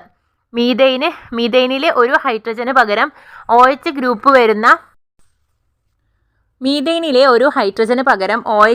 വരുന്ന ഒരു സംയുക്തം മെഥനോളാണ്. ഇനി CH3CH2CH2OHൻ്റെ തന്മാത്ര വാക്യം നോക്കാം. C3H8O ആണ്. CH3CH2CH2OHൻ്റെ IUPAC നാമം പ്രൊപ്പൈന് 1 ഓൾ ഇട്ടാ. പ്രൊപ്പൈന് 1 ഓളാണ്, 1ലാണ് ഓൾ ഉള്ളത്. ഓക്കെ, OH ഉള്ളത്. ഇനി CH3യുടെ തന്മാത്ര വാക്യം OH ഉണ്ട് കേട്ടോ, ശാഖയായിട്ട് OH ഉണ്ട്. അപ്പോൾ എന്താണ്? C3H8O ആണ്. ഇനി CH3യുടെ IUPAC നാമം ചോദിച്ചാൽ അത് പ്രൊപ്പനാണ്. കൂടെ എന്താണ്? 2 ഓൾ ഉണ്ട് അല്ലേ, 2 ഓൾ. ഇനി കാർബോക്സിലിക് ഗ്രൂപ്പാണ് കേട്ടോ, കാർബോക്സിലിക് ഗ്രൂപ്പാണ്. ഫസ്റ്റ് നോക്കിയത് ഹൈഡ്രോക്സിലിക് ഗ്രൂപ്പാണ്, അടുത്തത് കാർബോക്സിലിക് ഗ്രൂപ്പാണ്. അപ്പം COOH ആണ് കേട്ടോ ഫങ്ഷണൽ ഗ്രൂപ്പായി വരുന്ന സംയുക്തങ്ങൾ അറിയപ്പെടുന്നത് കാർബോക്സിലിക് ആസിഡുകൾ എന്നാണ്. കാർബോക്സിലിൻ്റെ ഗ്രൂപ്പിലെ IUPAC നാമം എഴുതുമ്പോൾ മുഖ്യ ചെയിനിൻ്റെ പേരിനോട് ചേർന്ന് ഓയിക് എന്ന പിൻപ്രത്യയം ചേർക്കുന്നു. ഓയിക് എന്ന പിൻപ്രത്യയമാണ് ചേർക്കുന്നത്. അപ്പോൾ alkane oic acid alkanoic acid, ethane oic acid ethanoic acid. ഇനി HCOOH methanoic acid. CH3CH2COOH propanoic acid. Carbon അടങ്ങിയ ഫങ്ഷണൽ ഗ്രൂപ്പിലെ കാർബൺ ആറ്റത്തെ പ്രധാന ചെയിനിൻ്റെ ഭാഗമായി പരിഗണിക്കുന്നു. അടുത്തത് ഹാലോ ഗ്രൂപ്പാണ് കേട്ടോ. ഹാലോ ഗ്രൂപ്പ് എന്ന് പറയുന്നത് ഫ്ലൂറോ, ക്ലോറോ, ബ്രോമോ, അയഡോ തുടങ്ങിയ ഫങ്ഷണൽ ഗ്രൂപ്പുകളുള്ള ഓർഗാനിക് സംയുക്തങ്ങളാണ് ഹാലോ സംയുക്തങ്ങൾ. അപ്പോൾ ഹാലോ ഗ്രൂപ്പിലെ IUPAC നാമം നൽകുന്ന വിധം ഹാലോ ഗ്രൂപ്പിൻ്റെ സ്ഥാനം +- ഹാലോ ഗ്രൂപ്പിൻ്റെ പേര്, ആൽക്കൈനിൻ്റെ പേര്. അപ്പോൾ ഉദാഹരണം നോക്കാം. CH3CH2CH2Cl. അപ്പോൾ ക്ലോറോ 1ലാണല്ലേ, ഇടതുഭാഗത്തു നിന്നാണ് നമ്മൾ നോക്കുന്നത്. അപ്പോൾ 1 ക്ലോറോ പ്രൊപ്പൈനാണ്, 1 ക്ലോറോ പ്രൊപ്പൈന്. ഇനി അടുത്തത് നോക്കാം. 2 ഡൈക്ലോറോ, 2 ക്ലോറോ ഉണ്ട് അല്ലേ, 2 എണ്ണം ഉണ്ട്. അപ്പോൾ 2ലും 2 ഡൈക്ലോറോ ബ്യൂട്ടൈനാണ് കേട്ടോ, ബ്യൂട്ടൈന്. ഇനി ആൽക്കോക്സി ഗ്രൂപ്പാണ് കേട്ടോ, OR ആണ്. അപ്പോൾ അതിൽ ആൽക്കോക്സി ഗ്രൂപ്പ് അടങ്ങിയിട്ടുള്ള സംയുക്തങ്ങളെ അറിയപ്പെടുന്നത് ഈഥറുകൾ എന്നാണ് കേട്ടോ. ഈഥറുകൾ എന്നാണ് ആൽക്കോക്സി ഗ്രൂപ്പിൽ അടങ്ങിയിട്ടുള്ള സംയുക്തങ്ങളെ അറിയപ്പെടുന്നത് ഈഥറുകൾ എന്നാണ്. ഈഥറുകളെ നാമകരണം ചെയ്യപ്പെടേണ്ടത് ആൽക്കോക്സി ആൽക്കൈൻ ആയിട്ടാണ്, ആൽക്കോക്സി ആൽക്കൈൻ. അപ്പം CH3CH2CH2CH3. അപ്പം അത് ഈഥോക്സി ഈഥൈൻ. അപ്പം എന്താണ്? ഈഥോക്സി ഈഥൈൻ എന്നാണ് കേട്ടോ. അപ്പോൾ ഇനി അടുത്തത് CH2CH3യുടെ IUPAC നാമം മീഥോക്സി ഈഥൈൻ. ഏകദേശം ഒരു ഐഡിയ ഒക്കെ നിങ്ങൾക്ക് കിട്ടിയില്ലേ, മനസ്സിലായിട്ടുണ്ടാവുമെന്ന് വിചാരിക്കുന്നു. ഇനി അടുത്തത് O ഗ്രൂപ്പിന് ഇരുവശത്തുള്ള ആൽക്കൈൽ റാഡിക്കലുകളിൽ നീളം കുറഞ്ഞതിനെ ആൽക്കോക്സി ഗ്രൂപ്പായും പരിഗണിക്കുന്നു. അപ്പോൾ നോക്കാം. ഫങ്ഷണൽ ഗ്രൂപ്പിൽ അടങ്ങിയിട്ടുള്ള സംയുക്തം IUPAC നാമം നോക്കാം. അപ്പോൾ OH ആണ് കേട്ടോ. OH വരുമ്പോൾ CH3CH2CH2OH. അപ്പോൾ പ്രൊപ്പൈനാണെന്ന് മനസ്സിലായി. കാരണം എന്താണ്? 3 C ഉണ്ട്, കാർബൺ ആറ്റം ഉണ്ട്. പിന്നെ എന്താണ്? 1 ആണ് അല്ലേ, 1ലാണ് ഓൾ ഉള്ളത്, OH ഉള്ളത്.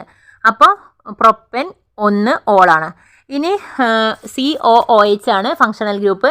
അതെങ്ങനെ എഴുതുക? CH3CH2CH2COOH. അപ്പോൾ എന്താണ് ബ്യൂട്ടനോയിക് ആസിഡാണ് ബ്യൂട്ടനോയിക് ആസിഡ്. ഇനി CL ആണ്. CL വരുമ്പോൾ CH3 CH2 CH2 CH3 അതിൽ CL വരുന്നുണ്ട് 2-chloropentain ആണ്. ഓക്കെ ആണല്ലോ. ഇനി OR ആണ് ഫങ്ഷണൽ ഗ്രൂപ്പ്. ഇപ്പോൾ CH3 CH2O CH2 CH3 ഈതോക്സി പ്രൊപ്പൈനാണ്. ഇനി ഐസോമറിസം നോക്കാം കേട്ടോ. ഒരു തന്മാത്രാ വാക്യമുള്ളതും വ്യത്യസ്ത ഭൗതിക ഗുണങ്ങളോട് രാസഗുണങ്ങളോട് കൂടിയതുമായിട്ടുള്ള സംയുക്തങ്ങളാണ് ഐസോമറുകൾ കാണിക്കുന്ന ഈ പ്രതിഭാസത്തെ അറിയപ്പെടുന്നത് ഐസോമെറിസം. ഒരേ തന്മാത്രാ വാക്യമുള്ളവയും എന്നാൽ ചെയിൻ ഘടനയിൽ വ്യത്യസ്തത പുലർത്തുന്നതുമായിട്ടുള്ള സംയുക്തങ്ങൾ അറിയപ്പെടുന്നത് ചെയിൻ ഐസോമറുകൾ എന്നാണ്.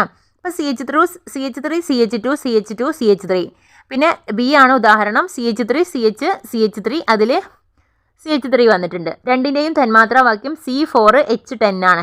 രണ്ടിൻ്റെയും തന്മാത്രാവാക്യം എത്രയാണെന്ന് ചോദിച്ചാൽ അത് C4ഉം H10ഉം ആണ്. IUPAC നാമം നോക്കുകയാണെങ്കിൽ ഒന്നാമത്തേതിൻ്റെ ബ്യൂട്ടെയിൻ എന്നാണ് അല്ലേ. ഒന്നാമത്തേതിൻ്റെ ബ്യൂട്ടെയിൻ എന്നാണ്. രണ്ടാമത്തേതിൻ്റെയോ 2-methyl propane എന്നാണ്. ഇനി ഇവ തമ്മിൽ ഘടനയിൽ വ്യത്യാസമുണ്ട്. സംയുക്തങ്ങളുടെ തന്മാത്രാവാക്യങ്ങൾ ഒന്നു തന്നെയാണെങ്കിലും അവയിലെ ഫങ്ഷണൽ ഗ്രൂപ്പുകൾ വ്യത്യാസമെങ്കിൽ അവ അറിയപ്പെടുന്നത് ഫങ്ഷണൽ ഐസോമറുകൾ എന്നാണ്. അപ്പോൾ എന്താണ് സംയുക്തങ്ങളുടെ തന്മാത്രാവാക്യങ്ങൾ തമ്മിൽ ഒന്ന് തന്നെയാണെങ്കിലും അവയിൽ ഫങ്ഷണൽ ഗ്രൂപ്പുകളിൽ വ്യത്യാസമുണ്ടെങ്കിൽ അവ അറിയപ്പെടുന്നത് ഫങ്ഷണൽ ഐസോമറുകൾ എന്നാണെന്ന് ഓർത്തു വെക്കുക. അതിൻ്റെ ഉദാഹരണം CH3 CH2OH. അപ്പം അടുത്തത് CH3O CH3. അപ്പോൾ എന്താണ് രണ്ടിൻ്റെയും തന്മാത്രാവാക്യം എന്ന് പറഞ്ഞത് C2H6O എന്നായിരിക്കും. C2H6O എന്നാണ്. പക്ഷേ IUPAC നാമങ്ങൾ നോക്കൂ. എഥനോളാണ്. ഒന്നാമത്തേൻ്റെ ആണെങ്കിൽ എഥനോളാണ്. രണ്ടാമത്തേൻ്റെത് മീതൈനാണ്. ഇവയിൽ ഫങ്ഷണൽ ഗ്രൂപ്പുകൾ ആൽക്കഹോൾ ഗ്രൂപ്പും ആൽക്കോക്സി ഗ്രൂപ്പുമാണ്.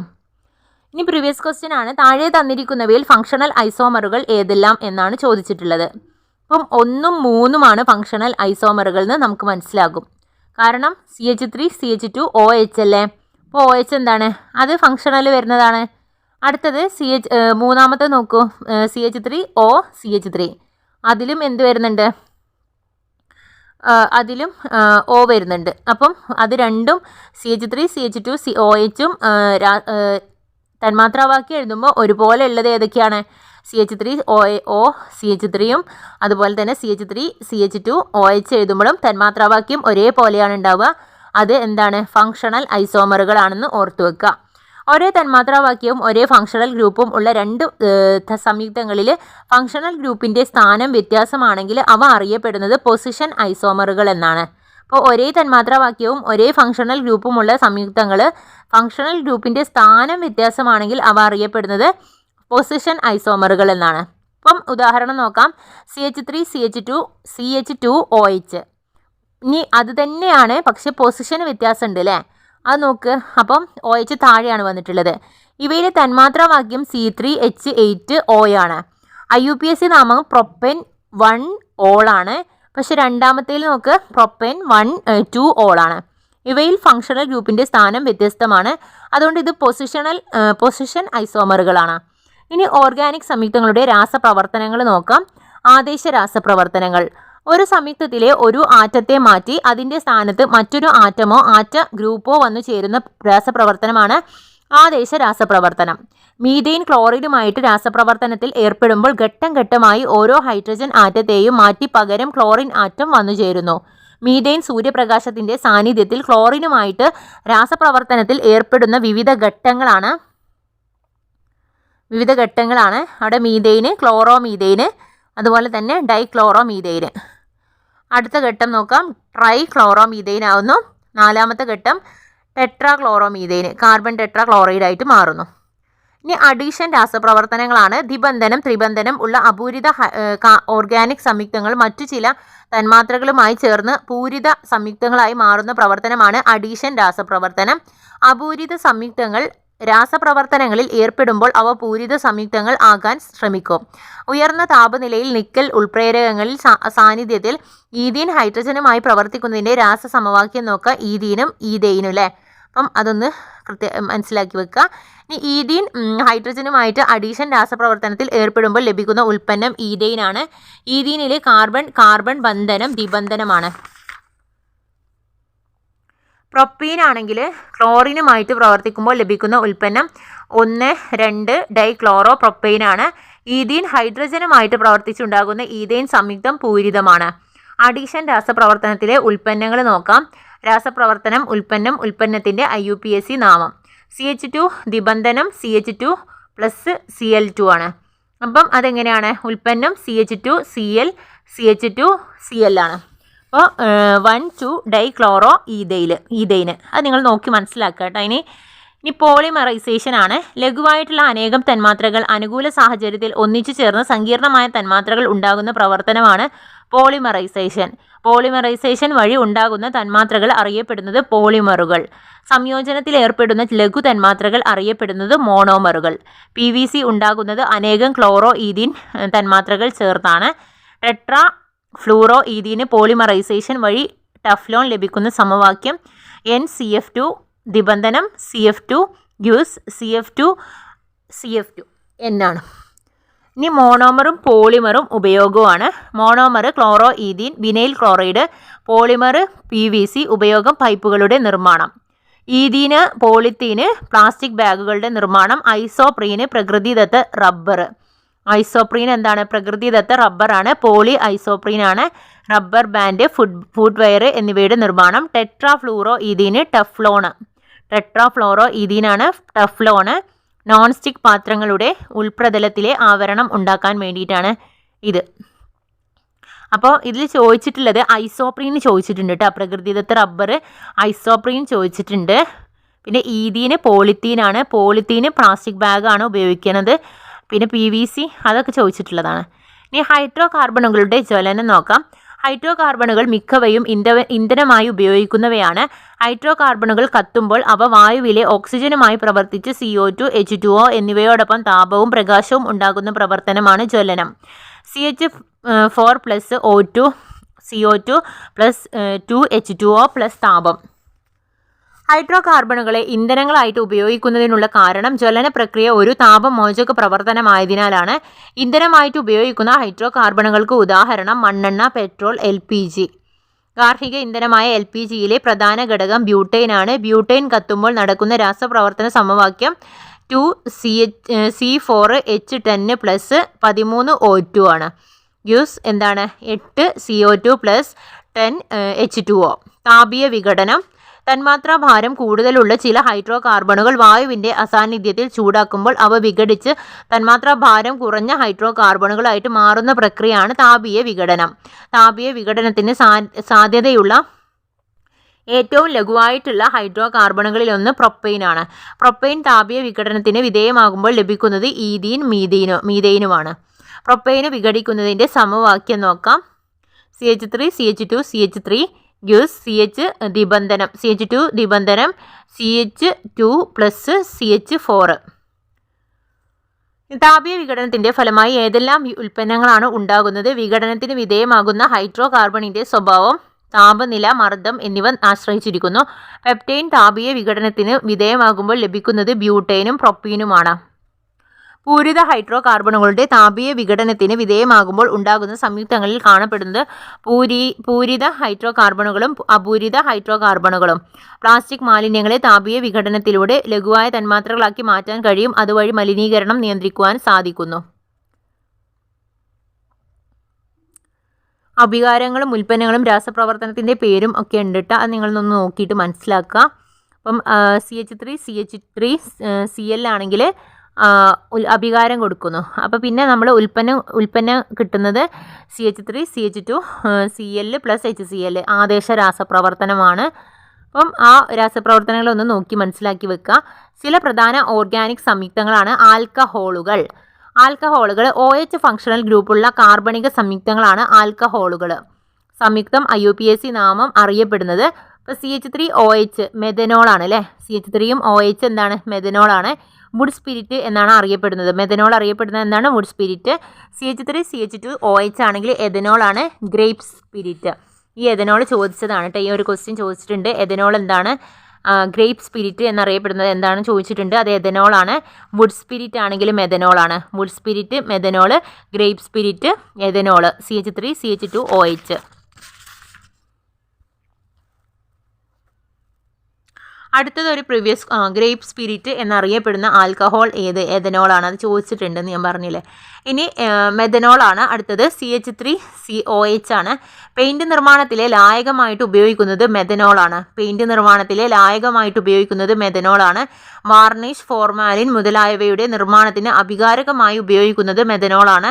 മെഥനോൾ വ്യാവസായികമായി നിർമ്മിക്കുന്നത് കാർബൺ മോണോക്സൈഡിനെ ഉയർന്ന ഊഷ്മാവിലും മർദ്ദത്തിലും ഉൾപ്രേരകത്തിൻ്റെ സാന്നിധ്യത്തിൽ ഹൈഡ്രജനുമായി പ്രവർത്തിപ്പിച്ച്. മെഥനോൾ ഒരു വിഷവസ്തുവാണ്. എഥനോൾ CH3CH2OH ആണ്. വ്യാവസായികമായി വളരെയധികം ഉപയോഗപ്പെടുത്തുന്ന ആൽക്കഹോൾ എഥനോളാണ്. എഥനോൾ ഒറ്റയ്ക്കോ മറ്റു സംയുക്തങ്ങളുമായി ചേർത്തോ ഇന്ധനമായി ഉപയോഗിക്കുന്നു. എഥനോളിൻ്റെ ഉപയോഗങ്ങൾ നോക്കാം. എഥനോൾ ബീവറേജിൽ, ഓർഗാനിക് ലായകം, ഇന്ധനമായിട്ട്, മരുന്നുകളുടെ ലായകം, പ്രിസർവേറ്റീവ്, ഓർഗാനിക് സംയുക്തങ്ങളുടെ നിർമ്മാണം, പെയിൻറ് നിർമ്മാണം. എഥനോളിൻ്റെ വ്യാവസായിക നിർമ്മാണം. പഞ്ചസാര നിർമ്മാണ സമയത്ത് പഞ്ചസാര ക്രിസ്റ്റലുകൾ ശേഖരിച്ച ശേഷം അവശേഷിക്കുന്ന പഞ്ചസാര അടങ്ങിയിട്ടുള്ള മാതൃദ്രാവകം മൊളാസസ് ആണ്. മൊളാസസ് നേർപ്പിച്ച ശേഷം ഈസ്റ്റ് ചേർത്ത് ഫെർമെൻറ്റേഷൻ നടത്തി നിർമ്മിക്കുന്നത് എഥനോളാണ്. എഥനോൾ നിർമ്മിക്കാൻ സഹായിക്കുന്ന ഈസ്റ്റ് അടങ്ങിയിട്ടുള്ള എൻസൈമുകളാണ് ഇൻവെർട്ടേഴ്സും സൈമേഴ്സും. അപ്പം 8 to 10% എഥനോൾ അടങ്ങിയിരിക്കുന്ന ദ്രവ്യം വാഷാണ്. വാഷിനെ അംശിക സ്വേദനം നടത്തിയിട്ട് നിർമ്മിക്കുന്ന 95.6% വീര്യമുള്ള എഥനോളാണ് റെക്ടിഫൈഡ് സ്പിരിറ്റ്. മദ്യപാനത്തിന് വേണ്ടി ദുരുപയോഗപ്പെടുത്താതിരിക്കാൻ വ്യാവസായിക ആവശ്യത്തിനുള്ള എഥനോളിൽ വിഷപദാർത്ഥങ്ങൾ ചേർത്ത് നിർമ്മിക്കുന്നത് ഡീനാച്ചുറഡ് സ്പിരിറ്റ്. എഥനോളിൽ വിഷപദാർത്ഥങ്ങൾ മെഥനോൾ ചേർത്ത് നിർമ്മിക്കുന്നത് മെഥിലേറ്റഡ് സ്പിരിറ്റ്. 99% ശുദ്ധമായ എഥനോൾ അറിയപ്പെടുന്നത് അബ്സല്യൂട്ട് ആൽക്കഹോൾ. അബ്സല്യൂട്ട് ആൽക്കഹോളും പെട്രോളും ചേർന്ന മിശ്രിതമാണ് പവർ ആൽക്കഹോൾ. വാഹനങ്ങളിൽ ഇന്ധനമായി ഉപയോഗിക്കുന്നത് പവർ ആൽക്കഹോളാണ്.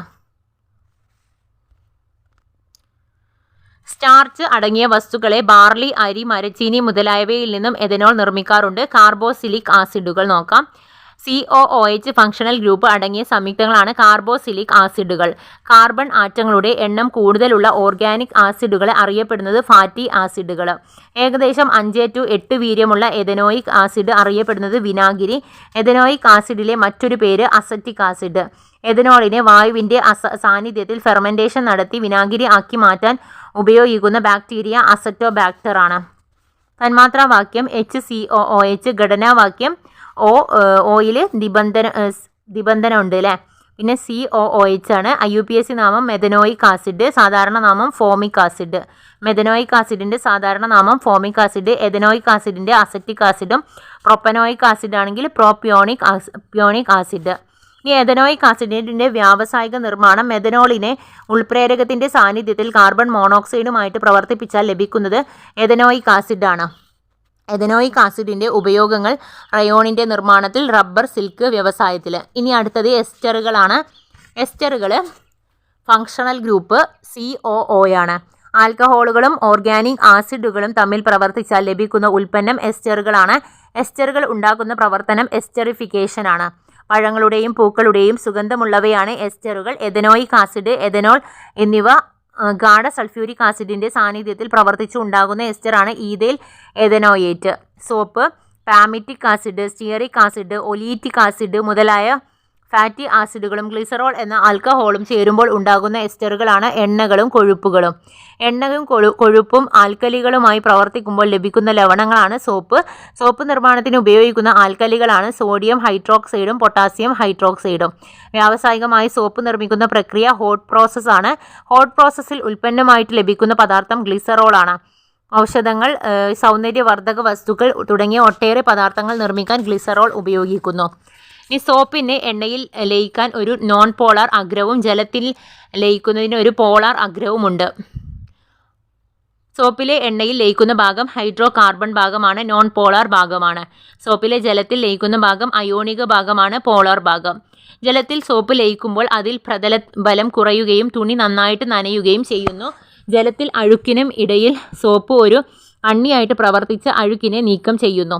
ഡിറ്റർജൻറ്റ്, കോൾ, പെട്രോളിയം എന്നിവയിൽ നിന്നും ലഭിക്കുന്ന ഹൈഡ്രോ കാർബണുകളിൽ നിന്നും നിർമ്മിക്കുന്നവയാണ് ഡിറ്റർജൻറ്റ്. മിക്ക ഡിറ്റർജൻറ്റുകളും സൾഫോണിക് ആസിഡിൻ്റെ ലവണങ്ങളാണ്. ജലത്തിൻ്റെ കാഠിന്യത്തിന് കാരണം കാൽസ്യം, മഗ്നീഷ്യം ലവണങ്ങളാണ്. കാൽസ്യം, മഗ്നീഷ്യം ലവണങ്ങൾ സോപ്പുമായിട്ട് പ്രവർത്തിച്ച് ഉണ്ടാക്കുന്ന സംയുക്തങ്ങൾ അലേയ സംയുക്തങ്ങളാണ്. ജലത്തിൻ്റെ സോപ്പിൻ്റെ പത കുറയ്ക്കാൻ കാരണമാകുന്നത് അലേയ സംയുക്തങ്ങൾ. കഠിന ജലത്തിൻ്റെ സോപ്പ് നന്നായിട്ട് പതയില്ല. കഠിനജലത്തിൽ ഡിറ്റർജൻറ്റുകൾ സോപ്പിനേക്കാൾ ഫലപ്രദമാക്കാൻ കാരണം ഡിറ്റർജൻറ്റുകൾ കാൽസ്യം, മഗ്നീഷ്യം ലവണങ്ങളുമായി പ്രവർത്തിച്ച് ആലേയ സംയുക്തങ്ങൾ ഉണ്ടാകുന്നില്ല. ഡിറ്റർജൻറ്റുകൾ അസിഡിക് ലായനിയിലും ഉപയോഗിക്കാൻ കഴിയുന്നു. ഡിറ്റർജൻറ്റുകളുടെ അമിത ഉപയോഗം കൊണ്ട് ഉണ്ടാകുന്ന പാരിസ്ഥിതിക പ്രശ്നങ്ങളാണ് ഡിറ്റർജൻറ്റ് കണങ്ങളെ ജലത്തെ സൂക്ഷ്മജീവികൾക്ക് എളുപ്പത്തിൽ വിഘടിപ്പിക്കാൻ കഴിയില്ല. ഡിറ്റർജൻറ്റുകൾ ജലജീവികളുടെ നിലനിൽപ്പ് അപകടത്തിലാക്കുന്നു. ഫോസ്ഫേറ്റ് അടങ്ങിയിട്ടുള്ള ഡിറ്റർജൻറ്റുകൾ ആൽഗകളുടെ വളർച്ച ത്വരിതപ്പെടുത്തുകയും ജലത്തിൽ ഓക്സിജന്റെ അളവ് പരിമിതപ്പെടുത്തുകയും ചെയ്യുന്നു. അത് ജലജീവിയുടെ ശ്വസനത്തിലൂടെ ഓക്സിജന്റെ അളവ് കുറയ്ക്കുകയും അവയുടെ നാശത്തിന് കാരണമാവുകയും ചെയ്യുന്നു. SCRT ക്വസ്റ്റ്യൻ പോൾ നോക്കാം. ഒരു ഹൈഡ്രോ കാർബണിനെ കുറിച്ചുള്ള 2 സൂചകങ്ങൾ താഴെ നൽകിയിരിക്കുന്നു. 4 കാർബൺ ആറ്റങ്ങളുണ്ട്. ഇവ ഉൾപ്പെടുന്ന വിഭാഗത്തിലെ പൊതുവാക്യം CnH2n+2 ആണ്. അപ്പം ഈ സംയുക്തത്തിൻ്റെ തന്മാത്രാ സൂത്രം എഴുതുക എന്നാണ് നമുക്ക് കിട്ടിയില്ലേ. തന്മാത്രാ സൂത്രം എത്രയാണെന്ന് 4 കാർബൺ ഉണ്ടെന്ന് പറഞ്ഞാൽ C4 ആണെന്ന് നമുക്ക് കിട്ടി. H എത്ര ആയിരിക്കും? H10 ആയിരിക്കും അല്ലേ. കാരണം എന്താണ്?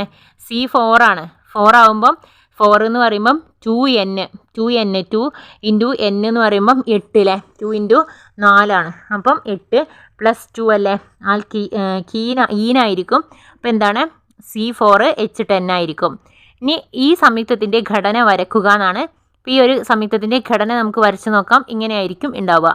ഇനി ഇത്രയും കാർബണേറ്റുകൾ അടങ്ങിയിട്ടുള്ള ദിബന്ധനമുള്ള ഹൈഡ്രോ കാർബണിൻ്റെ തന്മാത്രാ സൂത്രം എഴുതുക. അപ്പോൾ ദിബന്ധനമാണെന്നുണ്ടെങ്കിൽ അതിൻ്റെ മാറി ദിബന്ധനം ഫസ്റ്റത്തത് ഏകബന്ധനമാണ് കേട്ടോ. ആൽക്കീനല്ല, ആൽക്കെയിനാണ് അത്. ഇനി അടുത്തതാണെന്നുണ്ടെങ്കിൽ C4 H8 ആയിരിക്കും. അപ്പോൾ ആൽക്കീനാണ്. ആൽക്കീനല്ല, ഈനാണ് വരിക. ഫസ്റ്റത്തെ എയിനാണെങ്കിൽ മൂന്നാമത്തെ ചോദ്യത്തിൻ്റെ ആൻസർ ഈനാണ് വരിക. C4 H8. ഇനി ഇത്രയും കാർബണേറ്റുകൾ അടങ്ങിയിട്ടുള്ള വലിയ ഹൈഡ്രോ കാർബണിൻ്റെ ഘടന വരക്കുക എന്നാണ്. അത് സൈക്ലോബ്യൂട്ടൈൻ. എങ്ങനെയാണ് വരയ്ക്കുക? ഇത്രയും കാർബൺ അല്ല അടങ്ങിയിട്ടുള്ളത്. കറക്റ്റ് സൈക്ലോബ്യൂട്ടൈൻ ആയിട്ട് വരയ്ക്കാൻ പറ്റും. ഇനി അടുത്തത് ചുവടെ നൽകിയിരിക്കുന്ന ഉപയോഗങ്ങൾ ഓരോന്നും ബ്രാക്കറ്റിൽ നൽകിയിരിക്കുന്ന ഏത് ഓർഗാനിക് സംയുക്തമായി ബന്ധപ്പെട്ടതാണ് എന്ന് തിരഞ്ഞെടുത്ത് എഴുതുക. Teflon, ester, ethanoic acid, ethanol, power alcohol. വിവിധ ഓർഗാനിക് സംയുക്തങ്ങൾ പെയിൻറ് എന്നിവയുടെ നിർമ്മാണത്തിലും ഓർഗാനിക് ലായകമായിട്ടും ഉപയോഗിക്കുന്നു. അത് എഥനോളാണ് അല്ലേ. ഇനി രണ്ടാമത്തെ ക്വസ്റ്റ്യൻ, കൃത്രിമ സുഗന്ധദ്രവ്യ നിർമ്മാണത്തിൽ ഉപയോഗിക്കുന്നു. എസ്റ്റർ ആണ്. വാഹനങ്ങളിൽ ഇന്ധനമായിട്ട് ഉപയോഗിക്കുന്നത് പവർ ആൽക്കഹോളാണ്. നോൺ സ്റ്റിക്ക് പാത്രങ്ങളുടെ പാചകപാത്രങ്ങളിൽ ഉപയോഗിക്കുന്നത് ടെഫ്ലോൺ ആണ്. ഇനി രസതന്ത്രത്തിലെ നോബലും കൂടിയിട്ട് നോക്കിയിട്ട് നമുക്ക് കെമിസ്ട്രി അവസാനിപ്പിക്കാം. കെമിസ്ട്രിയിൽ നമ്മൾ എല്ലാ ഭാഗങ്ങളും പഠിച്ച് തീർന്നിട്ടുണ്ട് കേട്ടോ. ലാസ്റ്റ് പേജാണിത്. രസതന്ത്രത്തിലെ നോബൽ വർഷം, ശാസ്ത്രജ്ഞർ, കണ്ടുപിടുത്തം. 2022 കരോലിൻ ആർ ബെർട്ടോസി. USA ആരനാണ്? Carolyn R Bertozzi. Morten P Meldal Denmark. Karl Barry Sharpless. അപ്പോൾ ആരൊക്കെയാണ്? നല്ല കോള് വരുന്നുണ്ട്. മോർട്ട, കാറിൽ കയറിക്കോ, അങ്ങനെ ഓർത്ത് വെക്കുക. നല്ല കോള് വരുന്നുണ്ട്. മോർട്ട, കാറിൽ കയറിക്കോ. അപ്പോൾ എന്താണ് കോളെന്ന് പറഞ്ഞാൽ എന്താണ്? കോളെന്ന് പറയുമ്പോൾ കാൾബാരി ഷാർപ്ലസ് ആണ്. മോർട്ടന് പേര് മോർട്ടൻ പി മെൻഡൻ ആണ്. കരോലിൻ ആർ ബെർട്ടോസി അല്ലേ, അത് കാറിൽ കയറിക്കോ എന്ന് പറയുമ്പോൾ കരോലിൻ ആർ ബെർട്ടോസി. അപ്പം നല്ല കോള് വരുന്നുണ്ട്. മോർട്ട, കാറിൽ കയറിക്കോ എന്ന് ഓർത്ത് വെക്കുക. കിക്ക് കെമിസ്ട്രിയുടെയും ബയോ ഓർത്തോഗണൽ കെമിസ്ട്രിയുടെയും വികസനത്തിനാണ് കേട്ടോ. ഈ 2021 ബെഞ്ചമിൻ ലിസ്റ്റ് ജർമ്മനിയാണ്. David MacMillan Scotland USA.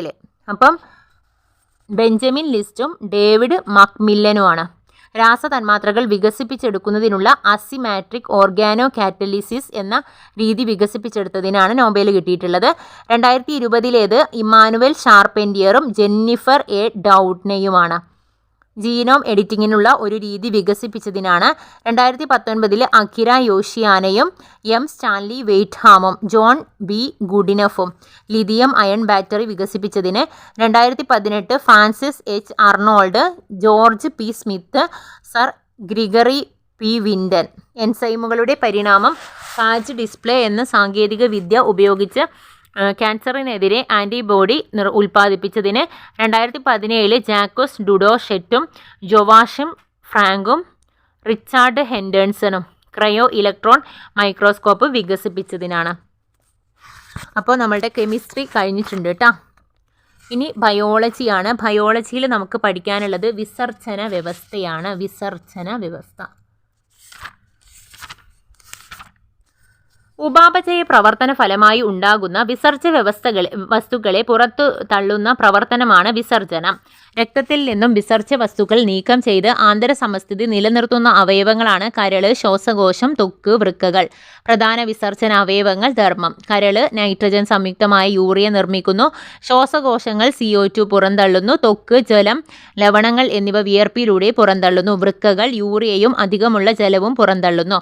Ammonium വിസർജിക്കുന്ന ജീവികളെ വിളിക്കുന്നത് അമോണോടെലിക്കുകൾ എന്നാണ്.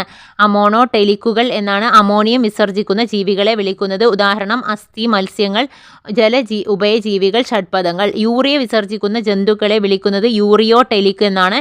സസ്തനികൾ, കരയിലെ ഉഭയജീവികൾ, കടൽ മത്സ്യങ്ങൾ. യൂറിക് ആസിഡ് വിസർജിക്കുന്ന ജന്തുക്കളെ വിളിക്കുന്നത് യൂറിക്കോടെലിക് എന്നാണ്. യൂറിക്കോടെലിക്കാണ്. യൂറിയ ആണെങ്കിൽ യൂറിയോടെലിക്കാണ്. യൂറിക് ആസിഡ് ആണെങ്കിൽ യൂറിക്കോടെലിക്കാണ്. ഉരകങ്ങൾ, പക്ഷികൾ, ഷഡ്പദങ്ങൾ എന്നിവ. മനുഷ്യൻ യൂറിയോടെലിക്കാണ്. ഇനി അടുത്തത് ജീവി വിസർജ്യ വസ്തു വിസർജന അവയവം. അമീബ അമോണിയ ജലമാണ് വിസർജിക്കുന്നത്. വിസർജന അവയവം സങ്കോചഫേനമാണ്. ഷഡ്പദങ്ങൾ യൂറിക് ആസിഡാണ്. മാൽപീജിയൻ നളികകളാണ്. ഇനി മണ്ണിര യൂറിയ അമോണിയ ജലമാണ്. നെഫ്രിയഡിയാണ് വിസർജന അവയവം. മത്സ്യങ്ങൾ അമോണിയ വൃക്കയാണ് വിസർജന അവയവം. തവള യൂറിയാണ്, വൃക്കയാണ് വിസർജന അവയവം. ഉരകങ്ങളും പക്ഷികളും യൂറിക് ആസിഡ്, വൃക്കയാണ് വിസർജന അവയവം. സസ്തനികൾ യൂറിയാണ്, വൃക്കയാണ് വിസർജന അവയവം. കരള് ശരീരത്തിലെ രാസപരീക്ഷണശാല എന്നറിയപ്പെടുന്നത് കരളാണ്. കരളിനെ കുറിച്ചുള്ള പഠനം ഹെപ്പറ്റോളജിയാണ്. മനുഷ്യ ശരീരത്തിൽ രക്തം കട്ടപിടിക്കുന്നതിനാവശ്യമായിട്ടുള്ള പ്രോട്ടീൻ നിർമ്മിക്കുന്നത് കരളിലാണ്. രക്തത്തിൻ്റെ അമിതമായിട്ടുള്ള കരളിൽ അടിയുന്ന വൈറ്റമിൻ എ ആണ്.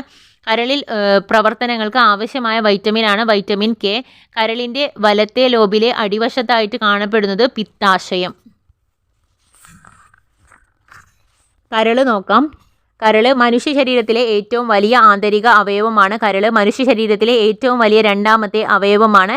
മനുഷ്യ ശരീരത്തിലെ ഏറ്റവും വലിയ ഗ്രന്ഥി. മനുഷ്യ ശരീരത്തിൽ ഏറ്റവും അധികം ഇരുമ്പ് സംഭരിക്കപ്പെടുന്ന അവയവമാണ്. മനുഷ്യ ശരീരത്തിൽ ഏറ്റവും അധികം താപം ഉൽപ്പാദിപ്പിക്കുന്ന അവയവം. പുനരുജ്ജീവന ശക്തിയുള്ള മനുഷ്യ ശരീരത്തിലെ അവയവം. 2 ലോബുകളുള്ള അവയവമാണ്. മനുഷ്യ ശരീരത്തിൽ ഏറ്റവും കൂടുതൽ കൊഴുപ്പ് സംഭരിക്കുന്ന അവയവമാണ്. മനുഷ്യ ശരീരത്തിൽ കടന്നുകൂടുന്ന വിഷവസ്തുക്കളെ നിർവീര്യമാക്കുന്ന അവയവം. ഉപാപചയ പ്രവർത്തനങ്ങളുടെ കേന്ദ്രം. ഗ്ലൂക്കോസിനെ ഗ്ലൈക്കോജനാക്കി സംഭരിക്കുന്നു. ഫാറ്റി ആസിഡിൽ നിന്നും ഊർജ്ജം സ്വതന്ത്രമാക്കുന്നു. കൊളസ്ട്രോളിൻ്റെ നിർമ്മാണം നടത്തുന്നു. സസ്യങ്ങളിൽ കാണപ്പെടുന്ന ബീറ്റ കരോട്ടിനിൽ കരളിൽ വെച്ച് വിറ്റാമിൻ എ ആക്കി മാറ്റുന്നു. ഉപാപചയ പ്രവർത്തനങ്ങളുടെ ഫലമായി കോശങ്ങളിൽ ഉണ്ടാക്കുന്ന അമോണിയ കരളിൽ എത്തുന്നത് രക്തത്തിലൂടെയാണ്. അമോണിയ കരളിൽ വെച്ച് കാർബൺ ഡൈ ഓക്സൈഡും ജലവുമായി കൂട്ടിച്ചേർന്ന് എൻസൈമുകളുടെ സഹായത്താൽ ഉണ്ടാക്കുന്നത് യൂറിയയാണ്. യൂറിയ നിർമ്മാണം നടക്കുന്ന ശരീരഭാഗം കരളാണ്. കരളിൽ വെച്ച് യൂറിയ നിർമ്മിക്കപ്പെടുന്ന പ്രക്രിയ അറിയപ്പെടുന്നത് ഓർണിത്തെയിൻ പരിവൃത്തി. കരളിൽ വെച്ച് യൂറിയ നിർമ്മിക്കുന്ന പ്രക്രിയ അറിയപ്പെടുന്നത് ഓർണിത്തെയിൻ പരിവൃത്തി. കരളിൽ നിർമ്മിക്കുന്ന കാർബോഹൈഡ്രേറ്റ് ഗ്ലൈക്കോജൻ. കരളിൽ നിർമ്മിക്കപ്പെടുന്ന പ്രോട്ടീനുകൾ പ്രോത്രോംബിൻ, ഫൈബ്രിനോജൻ, ആൽബുമിൻ.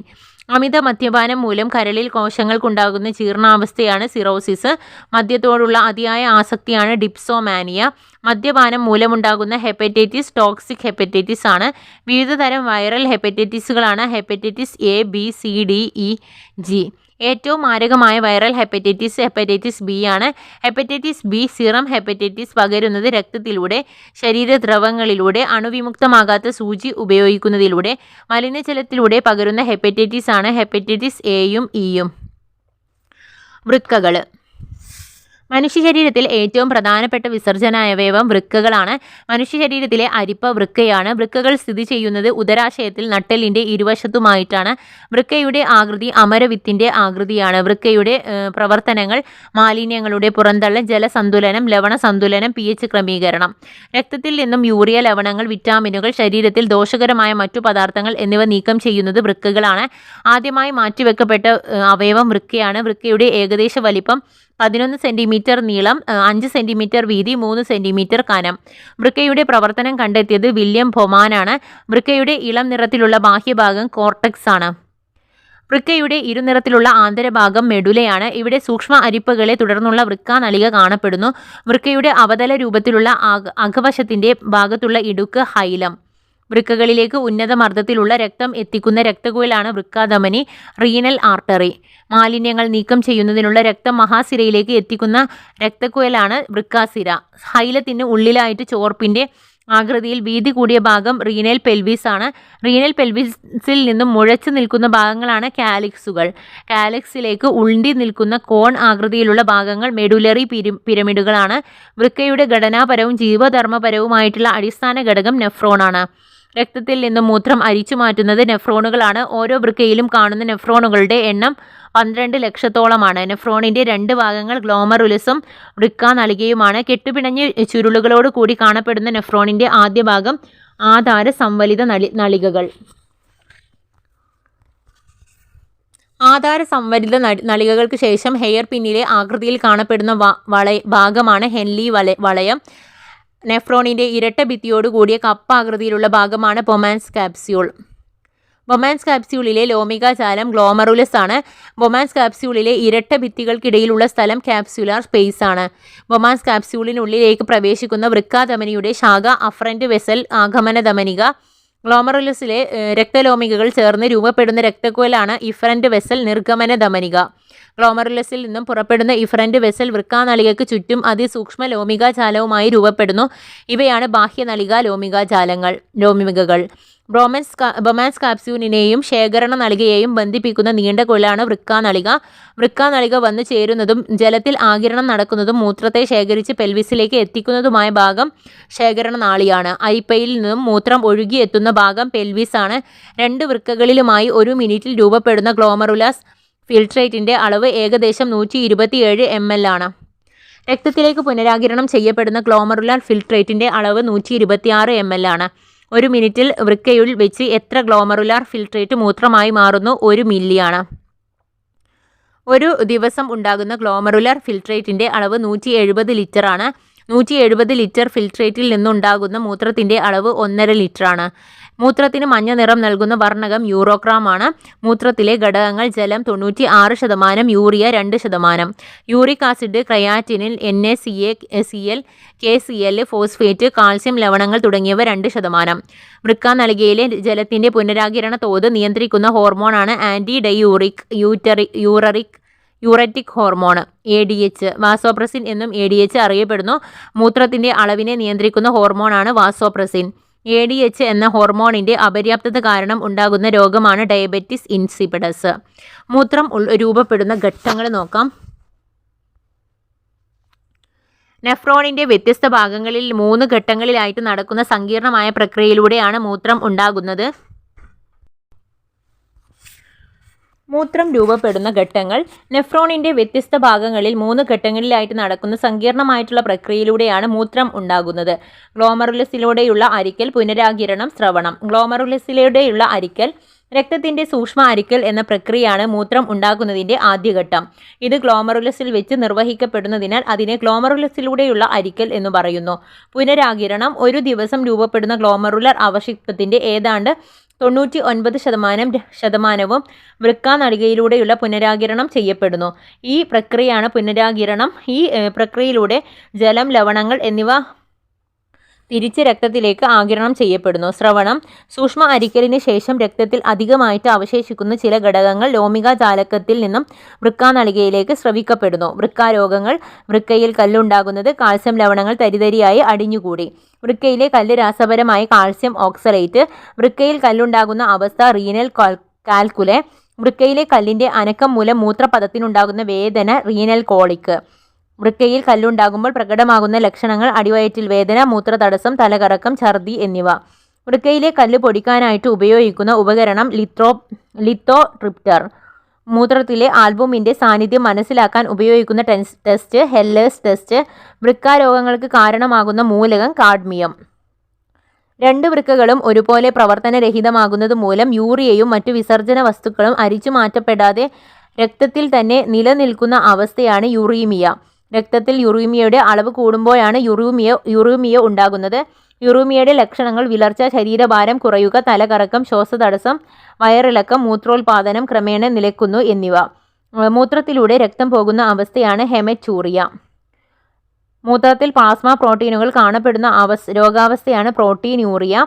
മൂത്രത്തിലൂടെ ഗ്ലൂക്കോസ് പോകുന്ന അവസ്ഥ ഗ്ലൈക്കോസൂറിയ. മൂത്രത്തിലൂടെ കീറ്റോൺ ബോഡികൾ പോകുന്ന അവസ്ഥയാണ് കീറ്റോനൂറിയ. ഗ്ലൈക്കോസൂറിയയും കീറ്റോനൂറിയയും ഡയബറ്റിസ് മെലിറ്റസിൻ്റെ ലക്ഷണങ്ങളാണ്. ശരീരത്തിലുണ്ടാകുന്ന അണുബാധയോ വിഷബാധയോ മൂലം വൃക്കയ്ക്കുണ്ടാകുന്ന വീക്കമാണ് നെഫ്രൈറ്റിസ്. നെഫ്രൈറ്റിസിൻ്റെ ലക്ഷണങ്ങൾ കലങ്ങിയതും കടുനിറത്തോടു കൂടിയതുമായിട്ടുള്ള മൂത്രം, പുറംവേദന, പനി, മുഖത്തും കണങ്കാലുകളിലും വീക്കം എന്നിവ. വൃക്ക നീക്കം ചെയ്യുന്ന പ്രക്രിയ നെഫ്രക്ടമി. വൃക്കകൾ പൂർണ്ണമായും തകരാറിലാക്കുന്ന സാഹചര്യങ്ങൾ രക്തത്തിലെ മാലിന്യങ്ങൾ നീക്കം ചെയ്യുന്നതിന് ആധുനിക വൈദ്യശാസ്ത്രം നിർദ്ദേശിക്കുന്ന മാർഗം ഹീമോഡയാലിസിസ്. രക്തം കൃത്രിമ വൃക്കയിലൂടെ കടത്തിവിട്ട് ശുദ്ധീകരിക്കുന്ന സാങ്കേതിക വിദ്യയാണ് ഹീമോഡയാലിസിസ്. ഹീമോഡയാലിസിസിലെ ഘട്ടങ്ങൾ: ധമനിയിൽ നിന്നും മാലിന്യങ്ങളുടെ അളവ് കൂടിയ രക്തം ഡയാലിസിസ് യൂണിറ്റിലേക്ക് കടത്തിവിടുന്നു. രക്തം കട്ടപിടിക്കുന്നത് തടയാനായി ഹെപ്പാരിൻ ചേർക്കുന്നു. ഡയാലിസിസ് യൂണിറ്റിലൂടെയുള്ള രക്തം ഒഴുകുമ്പോൾ രക്തത്തിലെ മാലിന്യങ്ങൾ ഡിഫ്യൂഷനിലൂടെ ഡയാലിസിസ് ദ്രാവകത്തിലേക്ക് വ്യാപിക്കുന്നു. ശുദ്ധീകരിക്കപ്പെട്ട രക്തം തിരികെ സിരകളിലേക്ക് കടത്തിവിടുന്നു. കഡാവർ ട്രാൻസ്പ്ലാന്റേഷൻ എന്നാൽ എന്ത്? വൃക്ക മാറ്റിവെക്കലാണ്. ആദ്യത്തെ കൃത്രിമ വൃക്ക രൂപകൽപ്പന ചെയ്തത് ഡോക്ടർ വില്യം ജോഹാൻസ് കോൾഫാണ്. ആദ്യത്തെ വൃക്ക മാറ്റിവെക്കൽ ശസ്ത്രക്രിയ നടത്തിയത് doctor Joseph E മുറേയാണ്.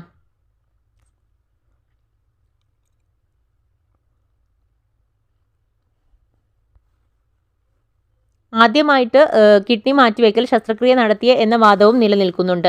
SCRT question Paul: ചില ജീവികളുടെ വിസർജന പ്രക്രിയകളാണ് താഴെ തന്നിരിക്കുന്നത്. സൂചകങ്ങൾ വായിച്ച് വിസർജന അവയവങ്ങൾ ഏതെന്ന് കണ്ടെത്തി എഴുതുക. ശരീര അറയിൽ നിന്നും വിസർജ്യ വസ്തുക്കൾ ശേഖരിച്ച് ശരീരോപരിതലത്തിലുള്ള സുഷിരം വഴി പുറത്തുവിടുന്നു. നെഫ്രീഡിയാണ് കേട്ടോ, നെഫ്രീഡിയ. ഇനി അന്നപഥത്തോട് അനുബന്ധിച്ച് കാണപ്പെടുന്ന ഇത് ശരീരത്തിൽ നിന്നും മാലിന്യങ്ങളെ വേർതിരിച്ച് ദഹന അവശിഷ്ടങ്ങൾക്കൊപ്പം പുറന്തള്ളുന്നു. മാൽപീജിയൻ ട്യൂബോൾ. ഹീമോഡയാലിസിസിൻ്റെ വിവിധ ഘട്ടങ്ങൾ താഴെ പറയുന്നു. ഇവ ശരിയായ രീതിയിൽ ക്രമീകരിച്ച് എഴുതുക. അപ്പം അതിൽ നമുക്ക് ഫസ്റ്റ് നോക്കി പോവാം, ശരിയായിട്ടുള്ള നോക്കി പോകാം. ഒന്നാമത്തേതെന്ന് പറയുന്നത് ധമനികളിൽ നിന്നും മാലിന്യങ്ങളുടെ അളവ് കൂടിയ രക്തം ഡയാലിസിസ് യൂണിറ്റിലേക്ക് കടത്തിവിടുന്നു. രണ്ടാമത്തേത് രക്തം കട്ടപിടിക്കുന്നതിന് തടയാനായിട്ട് ഹെപ്പാരിൻ ചേർക്കുന്നു. നാലാമത്തേത് ഡയാലിസിസ് യൂണിറ്റിലെ സെല്ലോഫെയിൻ ട്യൂബിലൂടെ രക്തം ഒഴുകുമ്പോൾ രക്തത്തിലെ മാലിന്യങ്ങൾ ഡയാലിസിസ് ദ്രവത്തിലേക്ക് നീക്കം ചെയ്യപ്പെടുന്നു. നാലാമത്തേത് ശുദ്ധീകരിക്കപ്പെട്ട രക്തം മറ്റൊരു കുഴലിലൂടെ തിരികെ സിരയിലേക്ക് കടത്തിവിടുന്നു. അപ്പോൾ ഇത്രയുമാണ് ഇന്നത്തെ ഒരു ക്ലാസ്സിൽ ഉൾപ്പെടുത്തിയിട്ടുള്ളത്. താങ്ക്